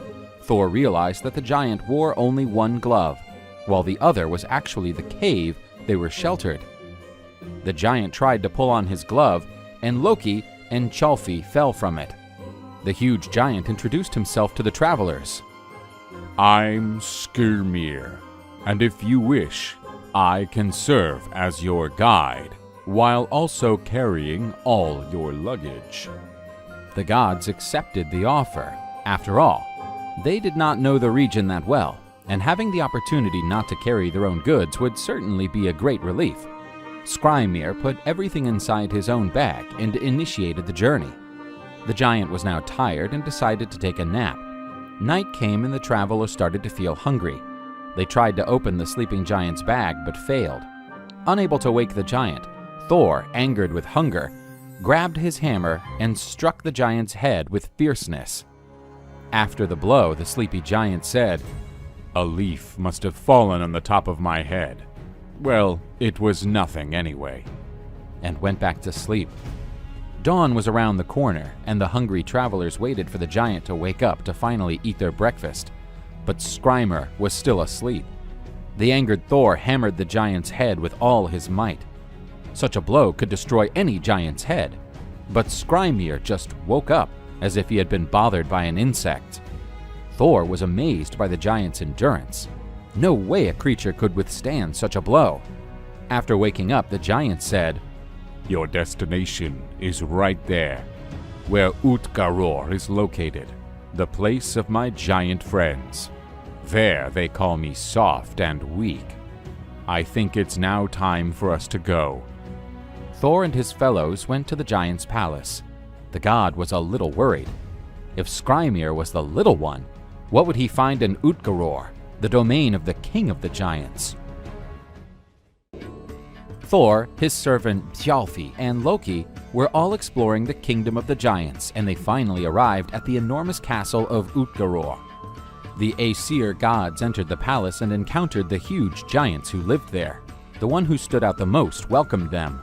"Welcome to my palace. I'm the lord of this palace. I have always heard that you Asgardians consider yourselves to be the greatest of all. How about we take part in a dispute? I can defeat you in any kind of competition you can imagine," said Thor with confidence. "Calm down, Odin's son. The first to compete will be Loki, son of the glorious giant Lofi." Loki would face Logi, the giant's servant, to know who could eat the banquet on the table more quickly. Loki and Logi started eating all the food with incredible speed, and they both finished at the same time. Loki ate all the food, but the giant Logi ate even the bones, platters, and cutlery, so he was declared the winner. The servant Thjalfi also engaged in a race against a giant who was still a child. Thjalfi was one of the fastest men that ever lived, yet he had no chance against the hasty giant boy. For you, mighty Thor, I pose 3 challenges. First, you should drink all the beverage in this horn at one go. Thor grabbed the horn with confidence, as drinking a lot was one of his skills. The god drank, and drank that salty liquid until he reached his limit. But he only managed to decrease the liquid that filled the horn a little bit. Ha ha ha! You drink like a maid. I'll make it easier for you. In this next race, you will have to lift my pet cat. You got to be kidding me, said Thor, approaching the cat. Much to Thor's surprise, the cat was incredibly heavy. The god of thunder managed to lift the cat over his head, but it could still touch the ground with its paws. It appears that the stories they tell about you are just legends, and you cannot lift a cat up. In your last ordeal, you must fight my foster mother. That was when an old giantess appeared in the room. Thor felt offended for having to fight this old woman, but he decided to fight her to secure at least one win for Asgard's team. The fight began, and Thor was surprised by the old giantess's strength. The god used all his strength against the old lady, and at times, it appeared that the victory was in his hands. But the old woman managed to drop Thor to his knees. Defeated, the gods and their servant left the Utgaror palace, with their heads pointing down. The king of the giants followed the Asgardians to his kingdom's boundaries, and, when saying goodbye, he declared, "Now that we're alone, I can tell you a secret. I have fooled you all along." The king of the giants said that he had disguised himself as the giant Skrymir, the one who had guided Thor and his fellows through Jotunheimr. And, had he not had used magic at that moment, he would have been dead. After all, when Thor tried to hit his head with his hammer, the god hit a mountain instead, turning the hill into a valley. Dear Loki, you also have been deceived by an illusion. Actually, you were competing against a fire, and that fire engulfs everything in its path. You, Thjalfi, you competed against a thought, and even though you are extremely fast, nothing is faster than a thought. And what sort of tricks did you use against me in your palace? Said Thor, demanding an explanation. Now that we no longer have an audience, I can praise you for your strength and determination. The giant explained that the horn grabbed by Thor was connected to the ocean, so Thor was able to bring the sea level down a few meters, which was an incredible feat. As for the cat, he was actually lifting Jormungand, the world's serpent, and the mere fact that Thor could raise part of the snake off the ground was a huge accomplishment. Nevertheless, what stunned the giant the most was that Thor almost defeated the old woman, who was oldness itself, and time beats everyone down the road. Thor despised being tricked, and he would have crushed the giant, but he relied on his magic to vanish, along with his castle, for he feared the god's vengeance. The gods returned to Asgard. Thor knew that beating oldness or drinking all the water from the ocean was impossible, but defeating the world's snake was something he deemed feasible. And because of that, Thor started to wish to cross paths with Jormungand again, just to have the opportunity to beat it. Thor, the god of thunder, had won the mighty hammer Mjolnir as a gift, thanks to Loki's prank. With this hammer, Thor defended the kingdom of Asgard, tackling any sort of threat. But one day after waking up, Thor sensed that his hammer was missing. The god looked for Mjolnir in his room and only found a message which said, "If you want to recover your beloved hammer, visit me in my domains so that we can negotiate. You will get it back in exchange for an appropriate ransom." Signed, Thrym. Thor knew that nobody was a better negotiator than Loki, the god of mischief, and therefore he asked him to go to Thrym's meeting in the land of giants. Loki arrived at Thrym's palace in Jotunheimr, and facing the giant, Loki began the negotiations. Dear Thor, come closer, because my sight is not as good as in the past. You're now slimmer than the last time we met. Loki noticed that the giant's sight was indeed impaired, because the differences between him and the god of thunder were enormous. After negotiating, the god returned to Asgard with Thrym's proposal and presented to the Aesir gods. the giant was willing to give back the hammer if Freya, the most beautiful of goddesses, was delivered to him as a wife. The gods considered the proposal outrageous, but without the hammer Mjolnir, Thor could not defend Asgard. That was when Loki had an unusual idea, to say the least. "Thor, I need you to wear this." It was a wedding dress. How dare you insult me this way?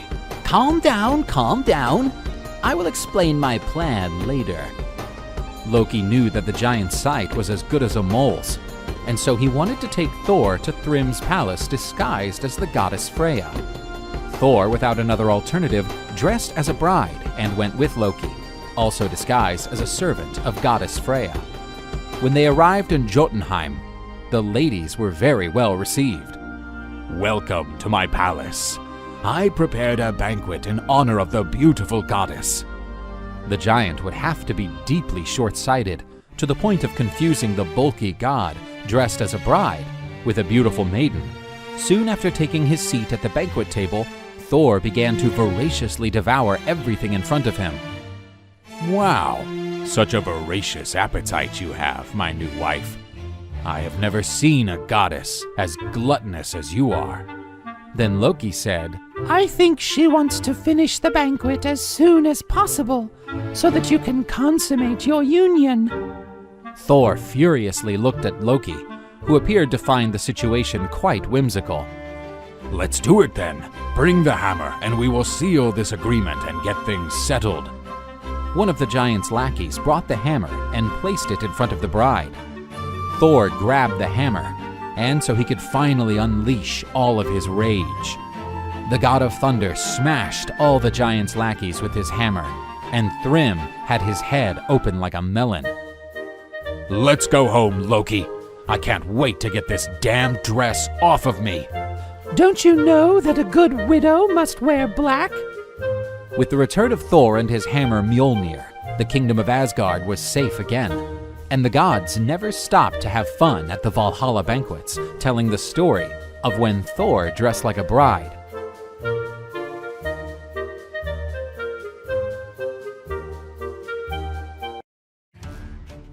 Loki, the god of mischief in Norse mythology, took part in many amusing adventures.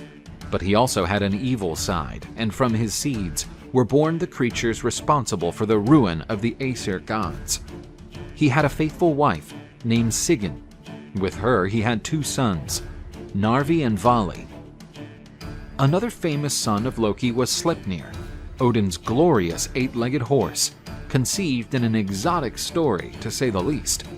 The god of trickery also had a mistress, Angrboda, a beautiful Jotun who lived in Jotunheimer. With her, Loki gave birth to a dangerous offspring. One night, Odin, the ruler of Asgard, had a vision. In it, the god saw a great combat between the Asgardians and the forces of darkness. Loki's sons would play an important role in this conflict. His last vision was of the jaw of a huge wolf. Then his field of vision went completely dark. Odin forced Loki to reveal where his sons with the giantess were. And so the gods set out for Jotunheim in search of Loki's sons. After arriving at the home of the giant Angrboda, the gods found the offspring of Jotun. The children still noticeably young. One of them was a serpent, the other was a wolf cub, and there was also a beautiful girl. When she turned her face away, the gods realized that the other side of her body was like a rotting corpse. This girl was called Hel, and she was a frightening figure. The gods took the children from Angrboda's arms and carried them to Asgard. The journey back to Asgard took some time, and Odin noticed that the snake seemed to have doubled in size. What was an ordinary snake was already the size of a python.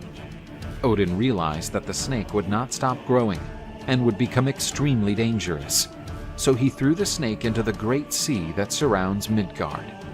As the years passed, the snake became so large that one day it found its own tail after circling the world. This offspring of Loki became known as Jormungandr. In Asgard, all the gods looked askance at Hel. Some were afraid of her. Odin, noticing that the girl preferred to relate to the dead than to the living, appointed her as ruler of the world of the dead. She came to reign over the souls of those who had died an unworthy death and did not reach Valhalla. The wolf cub, on the other hand, began to be raised among the gods of Asgard and learned the language of the gods. His name was Fenrir. The god Tyr formed a bond with the wolf and became friends. Like Jormungandr, the wolf kept growing. He quickly became larger than a bull, and before long was larger than any animal on Earth. Fenrir inherited some of the worst traits from Loki, his father. After discussing among themselves, the gods realized that something had to be done. A wolf with that size could be a threat to all the inhabitants of Asgard, and the gods decided to create a plan to neutralize the danger. The mighty wolf Fenrir kept growling, and so the gods of Asgard were constantly watching him. All the gods looked with great suspicion at the beast, except Tyr, the god who held a bond of friendship with the wolf. The deities of Asgard forged powerful chains to try and imprison Fenrir, and to hide their intentions, the gods told the wolf they had a challenge. Fenrir, though huge and evil, retained a playful spirit and loved to play games. The Asgardians challenged him to get rid of the chains built by the gods, and Fenrir accepted the gag. The gods chained the gigantic beast, but the strong chains were useless against the strength of the wolf. A new chain was created, even more powerful than the first. The wolf pushed hard, and the chain seemed strong enough to contain the colossal wolf. The gods looked at each other satisfied, but Fenrir took everyone by surprise. He gathered even more strength and destroyed the chain. The gods were baffled by the sheer strength of the wolf. Fenrir noticed the distress of the Asgardians, a sign that they were up to something. There was no rope or chain capable of containing the creature's strength. But Odin knew that only the dwarves could create such. Odin ordered the elf Skirnir to go to the land of the dwarves, asking them to create something capable of containing the wolf. The dwarves agreed and sent the list of ingredients for such an object. These ingredients were odd. For instance, roots of a mountain, bear sinew, woman's beard, fish breath, bird saliva, and lastly, the sound of a cat's footsteps. After having all the ingredients, the dwarves set to work. The gods of Asgard were given a rope that looked like it was made of silk, but the power was not in its appearance. Fenrir was again challenged to try to break those bonds, but the wolf was already suspicious. Looking at the rope of the gods, he suspected a betrayal. Odin assured the wolf that it was all just a joke, but the wolf and Odin never got along, and as the son of Loki, Fenrir could smell the lie on Odin's breath. The wolf said that he would only participate in the prank if a god dared to put his hand inside his mouth while the animal was being held, and if there was treachery, he would devour the hand without hesitation. The gods looked at each other and the wolf confirmed his suspicion. But Tyr, the god who always fed Fenrir and with whom the animal had a certain friendship, offered to put his hand in the wolf's mouth. Fenrir agreed to be bound again by the gods. The wolf struggled against the bindings, but with all of his might he could not break the mighty rope made by the dwarves. Fenrir noticed the gods' satisfaction and looked at Tyr, the only one who didn't look cheerful. Then the wolf realized that he had been betrayed by the gods and even by his only friend. Fenrir closed his jaw as hard as he could, pulling Tyr's hand away. The god endured the pain without groaning. The brave Tyr was celebrated for his sacrifice. Fenrir was firmly bound to a rock. The gods of Asgard were finally relieved to have neutralized such a threat. The wolf cried out in fury, insulting the gods, and saying he could have been their friend. But in the face of that betrayal, they were now his greatest enemies. Fenrir vowed that he would seek Odin on the battlefield during Ragnarok and have his revenge.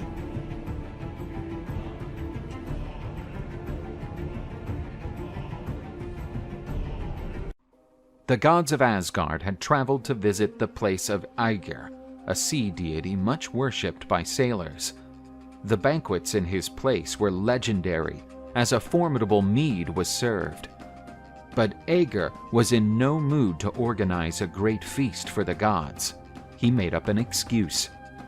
I would love to welcome you with all my hospitality, but since you are many, I won't be able to produce the mead you desire so much. To satiate the gods, you would need a huge cauldron. Without it, it is impossible. Tyr, the god of war, whose father was a huge giant named Hymir, knew that his progenitor had a huge cauldron that would satisfy Aegir's needs. Tyr and Thor decided to go in search of the giant. When they arrived at the giant's home, the gods of Asgard were greeted by Tyr's mother.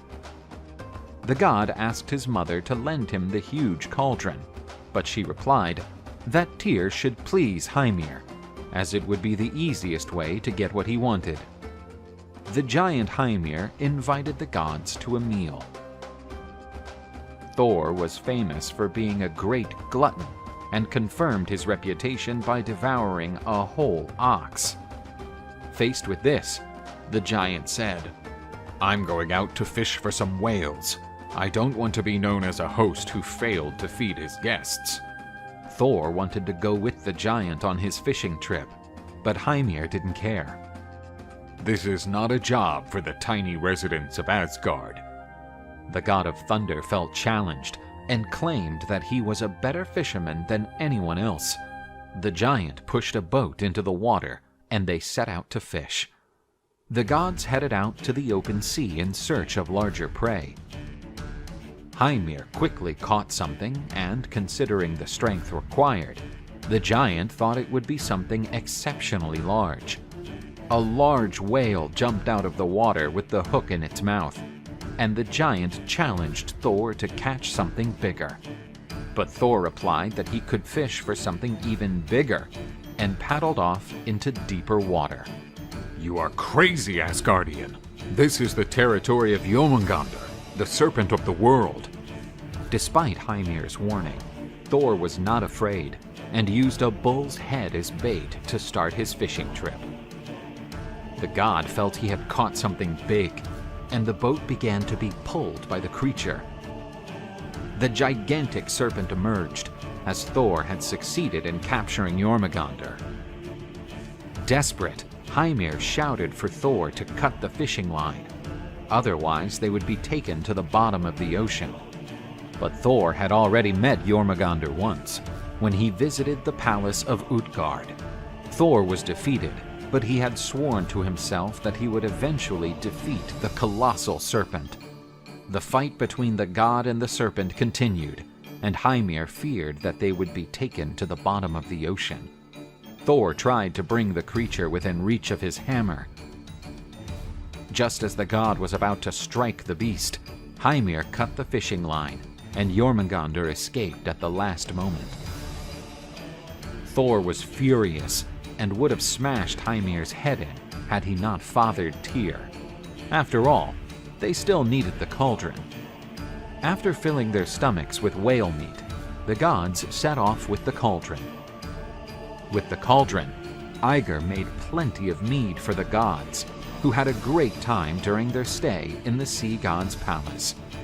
But while all the gods were having fun, Thor couldn't forget Jormungandr, and vowed that he would kill that dark creature. They were destined to meet again in Ragnarok. Balder was the son of Odin and Frigg, the supreme gods of Asgard. The god was beautiful, kind, and charismatic, and therefore loved by all. Balder spread happiness wherever he went. The days of the gods and whoever was with him were perfect. But as night came, Balder's happiness dissipated while he slept. His sleep was plagued by nightmares.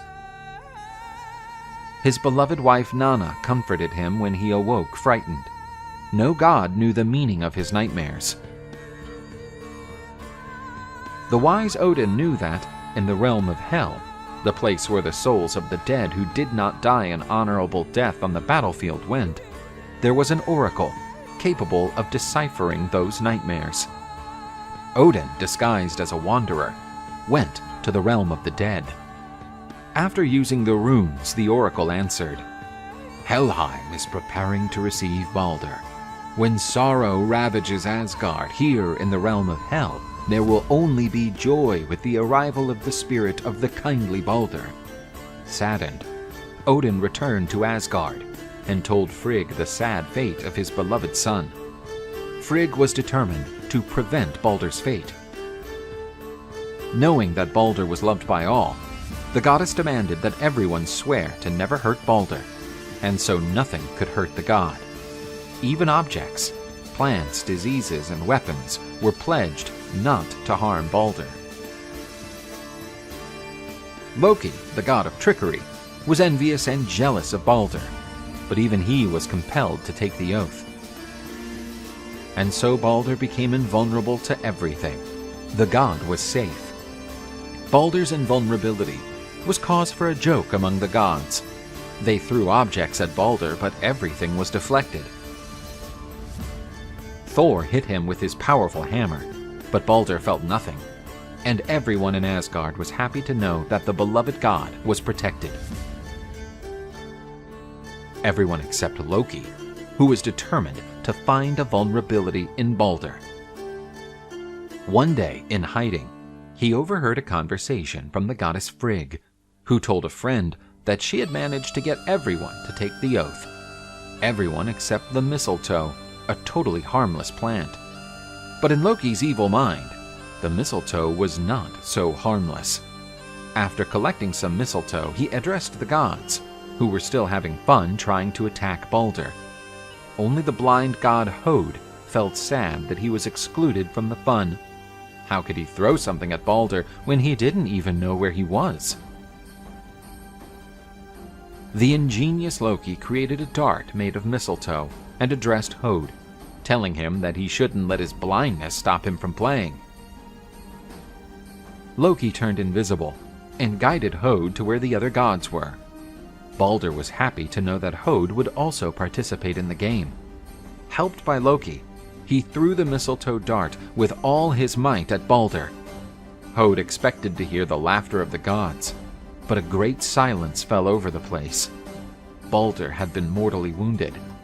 As the god's body fell to the ground, the desperate gods mourned his death.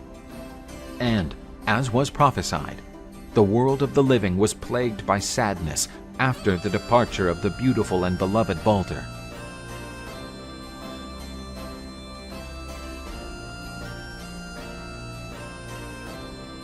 Loki, the god of deceit, had a great amount of wickedness inside him, and he seemed unable to contain such malevolence. Therefore, he planned to kill Balder, the most beloved of the gods. The gods sent Hardrada, the messenger of the gods, to the realm of Hell, the world of the dead. The goal was to have his brother Balder back in the realm of Asgard. Hardrada received positive news that the goddess Hel wanted to return Balder back to the realm of the Aesir gods, but only if all beings mourned the god's death and wished for Balder's return. The gods were pleased with that news, as Balder was loved by all. All beings were summoned to confirm their desire to have the beloved god back. Everyone confirmed their desire to see Balder again. But the gods learned that a giantess living in the mountains did not want the god's return. Because of her, Balder could not return, making all the gods sad. But it wasn't long before the gods discovered that the heartless giantess was Loki in disguise. Loki had already committed every mischief and then some, but the most recent exceeded the limits of the gods' patience. The Asgardians reached a consensus. Loki should be punished. Loki fled from the wrath of the gods and hid in the mountains, near a well where salmon swam. Loki took the form of a salmon and mixed with the fish, so as not to be found by the gods. Odin, the father of all, was able to see the whole world from his throne. He quickly discovered Loki's hiding place. The trickster god knew that the gods would eventually find his hiding place, so he thought about how they would try to capture him. A bait and hook would be to underestimate the intelligence of the gods. Loki pondered and discovered that a combination of strings could form a mesh capable of catching fish. Loki created this instrument and the first ever fishing net. After understanding how it worked, he designed strategies to escape from the nets. Seeing that the gods were approaching, Loki threw the net into the fire and jumped back into the pit. The gods saw Loki jump into the river, but they didn't know how to capture him. Kvasir found the traces of the net, which did not burn completely, and understood the purpose of Loki's invention. The gods created more nets, using them to try to capture the trickster. Loki tried to escape in every way from the numerous nets thrown by the gods. Sometimes he would jump out of the water. Thor thought that if a bear could catch some salmon on the fly, so could he. When Loki, in the form of a fish, jumped up once more, Thor was ready to grab him.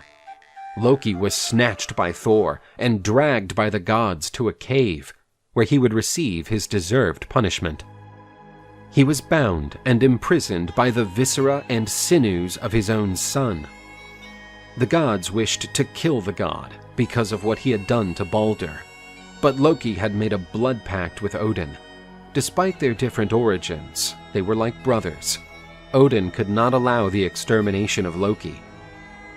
But simple imprisonment was too mild a punishment for the traitor. So Skadi took a snake with a toxic saliva and placed it in a stalactite over Loki's head. When the snake salivated, its venom fell on the traitor, burning his skin and causing him enormous pain. Loki had a wife named Sigyn, who stayed by her husband's side while he endured his punishment. The faithful Sigyn tried to ease Loki's suffering by collecting in a bowl the poison that fell from the snake's mouth. As time passed, the bowl would fill and Sigyn would go out to empty it. When this happened, the poison would fall back on Loki's skin and he would cry out in pain. The devoted wife returned as quickly as possible to her post, where she tried to ease her husband's suffering. Each drop of poison that fell on Loki only increased his desire for revenge. The god vowed to repay the gods of Asgard for all the suffering imposed upon him at their reunion during Ragnarok.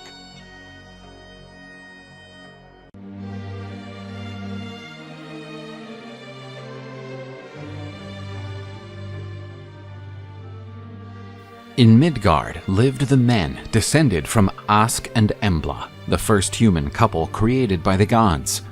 Humanity lived under the protection of the gods, who always shielded the species against the forces of chaos. Thor, the exterminator of giants, prevented the land of men from being conquered by Mjolnir. With the protection of the gods, humanity prospered, always paying the sacrifices to the gods. These men were used to dealing with the harshness of winter, always preparing themselves to face all the difficulties that a long and icy winter could impose. But even men knew that the region of the gods would not last forever, and that the divinities of Asgard would have to struggle to face the forces of evil during the Ragnarok.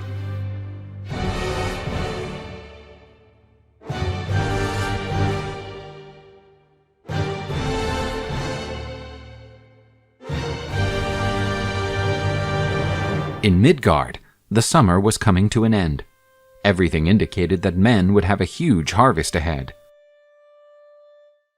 But a cold wind began to blow, and the totally unexpected frosts destroyed much of the crop. The leaves of the trees quickly took on the colors of autumn and began to fall much earlier than expected, a sign of the approach of a harsh winter. Even with the crops ruined, the men tried to prepare themselves in the best possible way to face the winter. But despite all humanity's determination, sufficient preparation for the coming nightmare was impossible. After all, Fimbulwinter had arrived, bringing a long winter with it. 3 winters would follow, without any summer between them.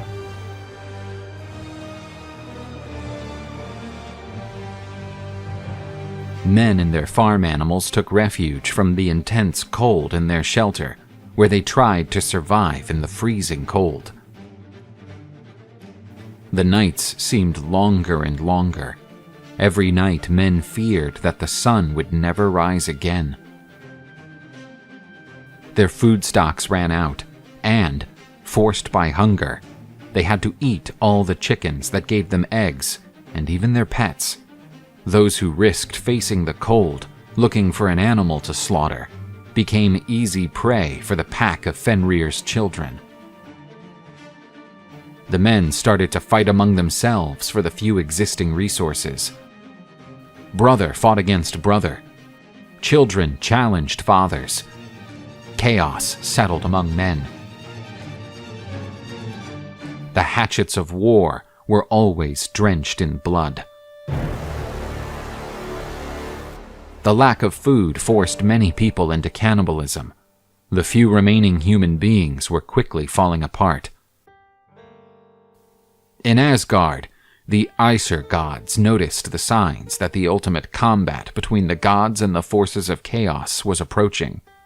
This cataclysmic event would become known as Ragnarok, the twilight of the gods. After 3 practically uninterrupted winters, chaos reached the kingdom of men. Few survived the bloody anarchy that followed. The conditions prophesied for the beginning of Ragnarok materialized. 2 wolves, who claimed to be Fenrir's children, crossed the skies, chasing the sun and the moon. The wolf Hati was chasing the moon, while Skull was chasing the sun. The deities that personified the 2 stars managed for a long time to escape the wolves, but they couldn't escape Fenrir's offspring forever. The wolves finally reached their prey and swallowed them. Without sun and moon, the world plunged into darkness. The end was near.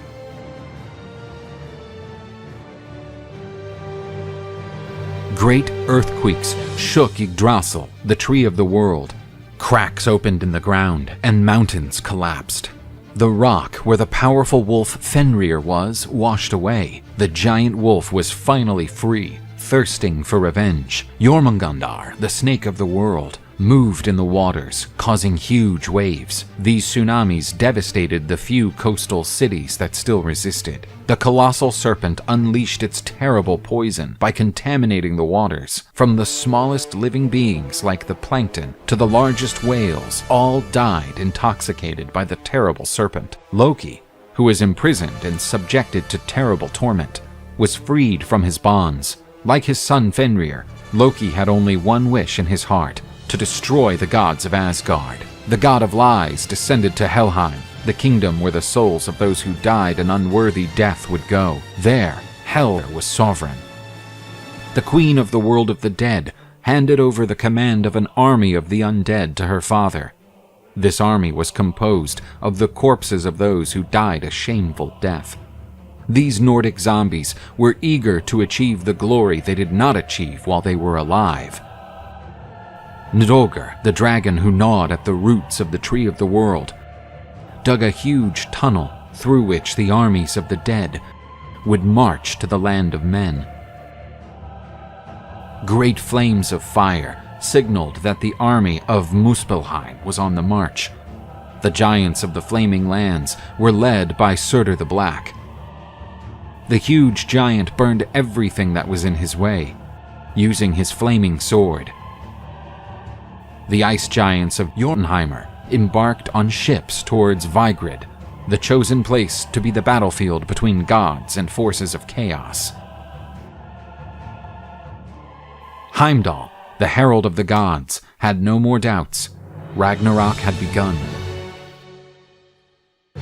The god finally blew the horn Galla Horn, and its sound was heard throughout the universe. Everyone was afraid of this alert. The end of the age of the Aesir gods was approaching. The great battle would begin.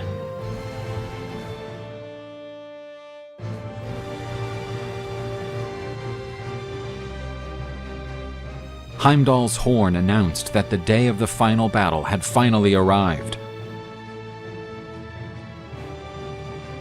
The forces of chaos, led by Loki, were eager to end the reign of the Aesir gods, using all available means to achieve this goal.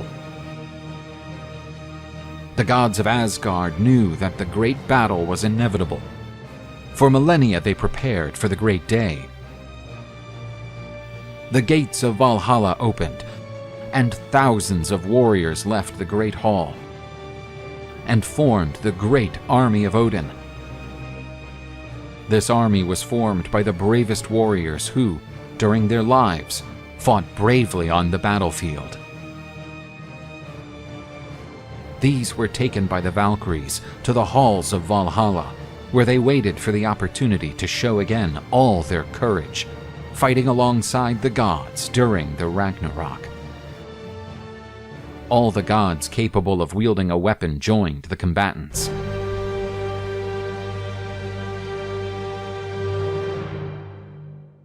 The huge army of Muspelheim's giants set off for Asgard, trying to destroy the gates that protected the dwelling of the gods. Suddenly, the Bifrost Bridge collapsed, and part of the great army fell into the waters.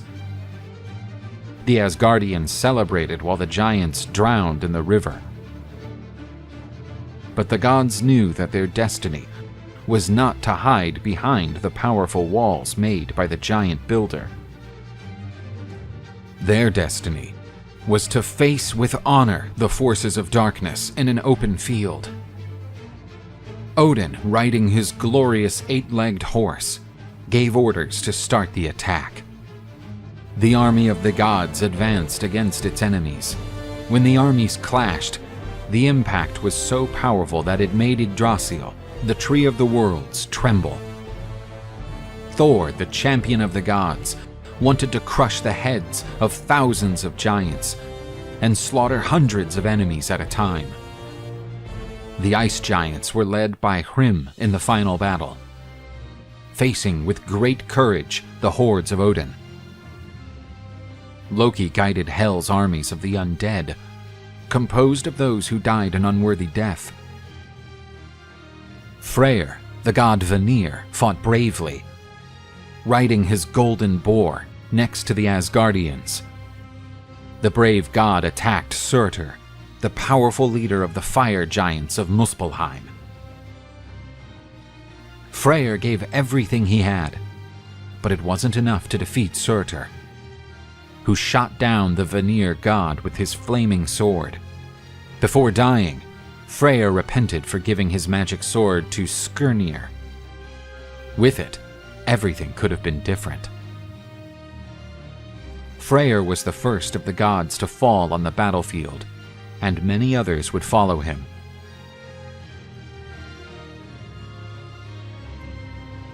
Tyr, the warrior god who sacrificed his hand so that the gods could arrest Fenrir the wolf, would also fall after facing Garm, the powerful wolf of Hel, who defended the world from the dead.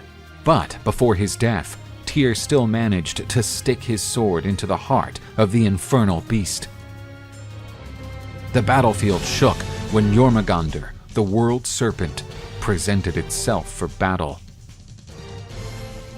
The creature expelled a cloud of poisonous gases, capable of slaughtering the warriors of the gods. When he saw the serpent, Thor was filled with enthusiasm, for he had long been waiting for the decisive fight against his old rival. The struggle between Thor and Jormungandr was epic, the giant snake tried to swallow the Asgardian hero, as he deviated from its knocks and counterattacked with powerful blows from his hammer. The god of thunder managed to incapacitate Jormungandr, and the latter fell wounded. Thor delivered a deadly blow to the serpent's head.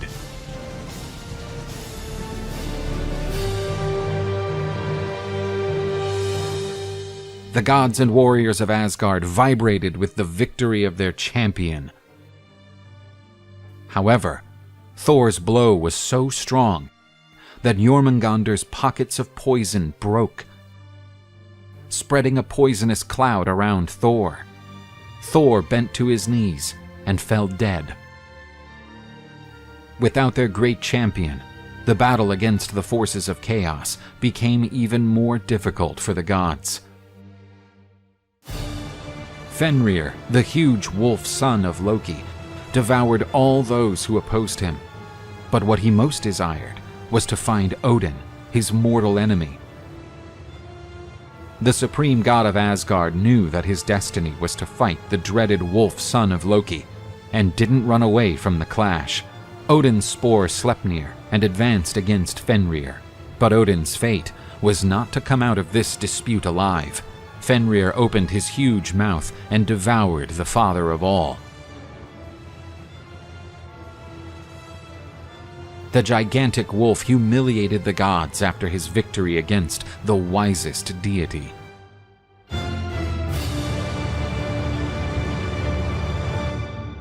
The provocation filled the heart of Vidar, son of Odin, with hatred. Such fury gave him great strength. Vidar attacked Fenrir, and this one tried to take him over. Vidar put his feet on the wolf's tongue, and his strong arms pulled his teeth away. His strength was so great that he opened Fenrir's jaw in half. The gigantic wolf died. Even with the death of his sons, Loki was satisfied with the carnage, as he watched the gods fall one after the other. Heimdall, the guardian of the Rainbow Bridge, advanced through Hel's army of the dead, opening a path to Loki. Heimdall and Loki met in a duel, and the plasticity of the combat made it all look like a deadly dance.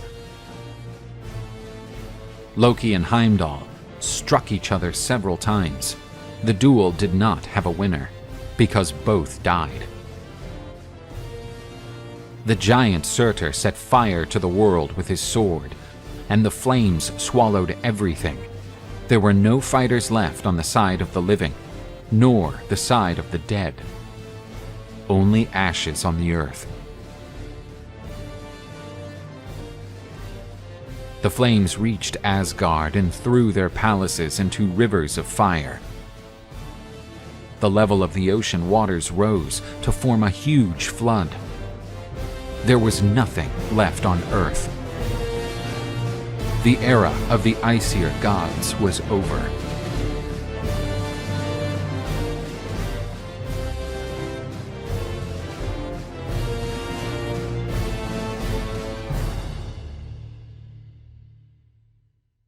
The waters that consumed the land eventually retreated, and the plants sprouted again. A new sun arose to ward off the darkness that had taken over the earth. The Yggdrasil tree could not withstand the damage caused by Ragnarok and fell.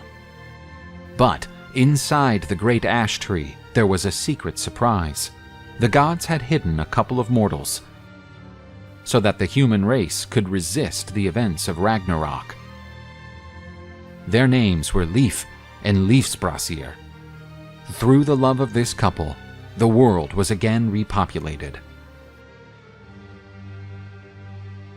The kingdom of Asgard has disappeared, but the new kingdom, Idavolur, would take its place.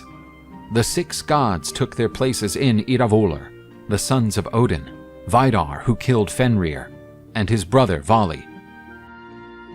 Thor's sons, Magni and Modi, became responsible for the hammer of the god of thunder, defending this new kingdom.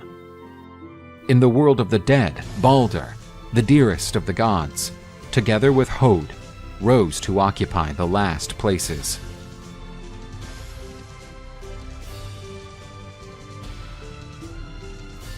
There they recalled the old traditions and discussed the future, trying not to repeat the mistakes of the past. The gods found the golden pieces used in the games of the gods, and, just like their fathers, they started a new round of the ancestral game. A new cycle began.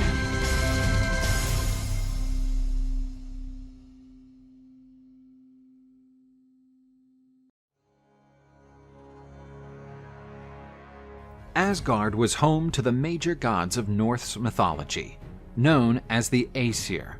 These gods had no shortage of enemies, of different strains, but they all had one thing in common: the fear for Thor, the champion of the gods. With his mighty Mjolnir hammer, he could protect the citadel from the gods. But Thor had a restless spirit, always ready to embark on an adventure. He constantly traveled, looking for new challenges.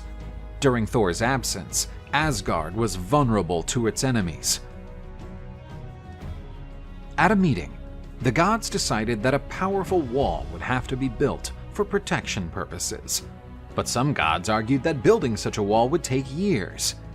Then a strong traveler emerged from the woods, claiming to be a great builder, ready to build the wall in record time. As a reward, he wanted the beautiful goddess Freya as his wife. The gods swiftly rejected such an outrageous proposal.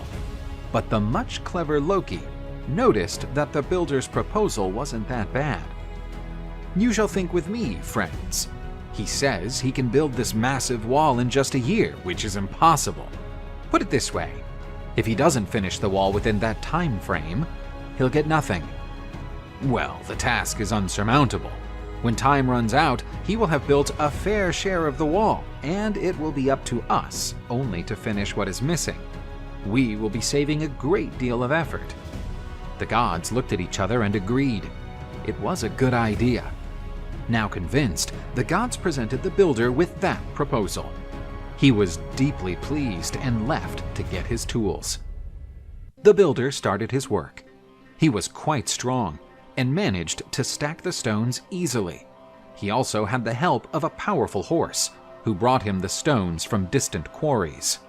Time passed and the wall was quickly gaining form. The deadline was around the corner, but the gods noticed that there was very little left for the builder to finish. Odin was furious with Loki. "Look what you have done! The wall is almost finished, and we will certainly lose our beloved Freya to this man. And this is all your fault." "I told you he wouldn't be able to build this wall, and I'll make sure he doesn't." Loki realized that, without the help of his powerful stallion, the builder wouldn't have the required stones to complete the task. He devised a plan to keep the great horse away from the building site. The wicked god, using the power of metamorphosis, became a beautiful mare, intending to seduce the great horse. The powerful equine was dazzled by the god in disguise. The builder tried to contain his horse's impetus, but he was too strong and ran away, chasing the divine mare.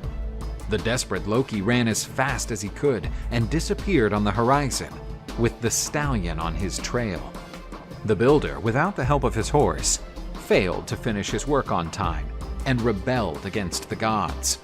He ripped off his cloak and revealed his identity. He was a giant. Furious, he shouted, "Damn the gods of Asgard! You're nothing but cheats! You'll meet your end!" The furious giant set out to attack the gods. Thor, otherwise known as the exterminator of giants, fought against him and crushed his head with his hammer. The gods completed the rest of the wall, and Asgard was safe. However, a long time passed before Loki's return, who disappeared while attempting to escape the mighty horse. It took some time, but the god returned at last. He brought with him an exotic 8-legged colt, who pursued Loki wherever he went. Loki offered the colt to Odin and assured him that when he grew up, he would become the fastest and most powerful horse that ever lived. There was only one demand. No one could ever ask him the origin of the majestic horse, which would become known as Sleipnir.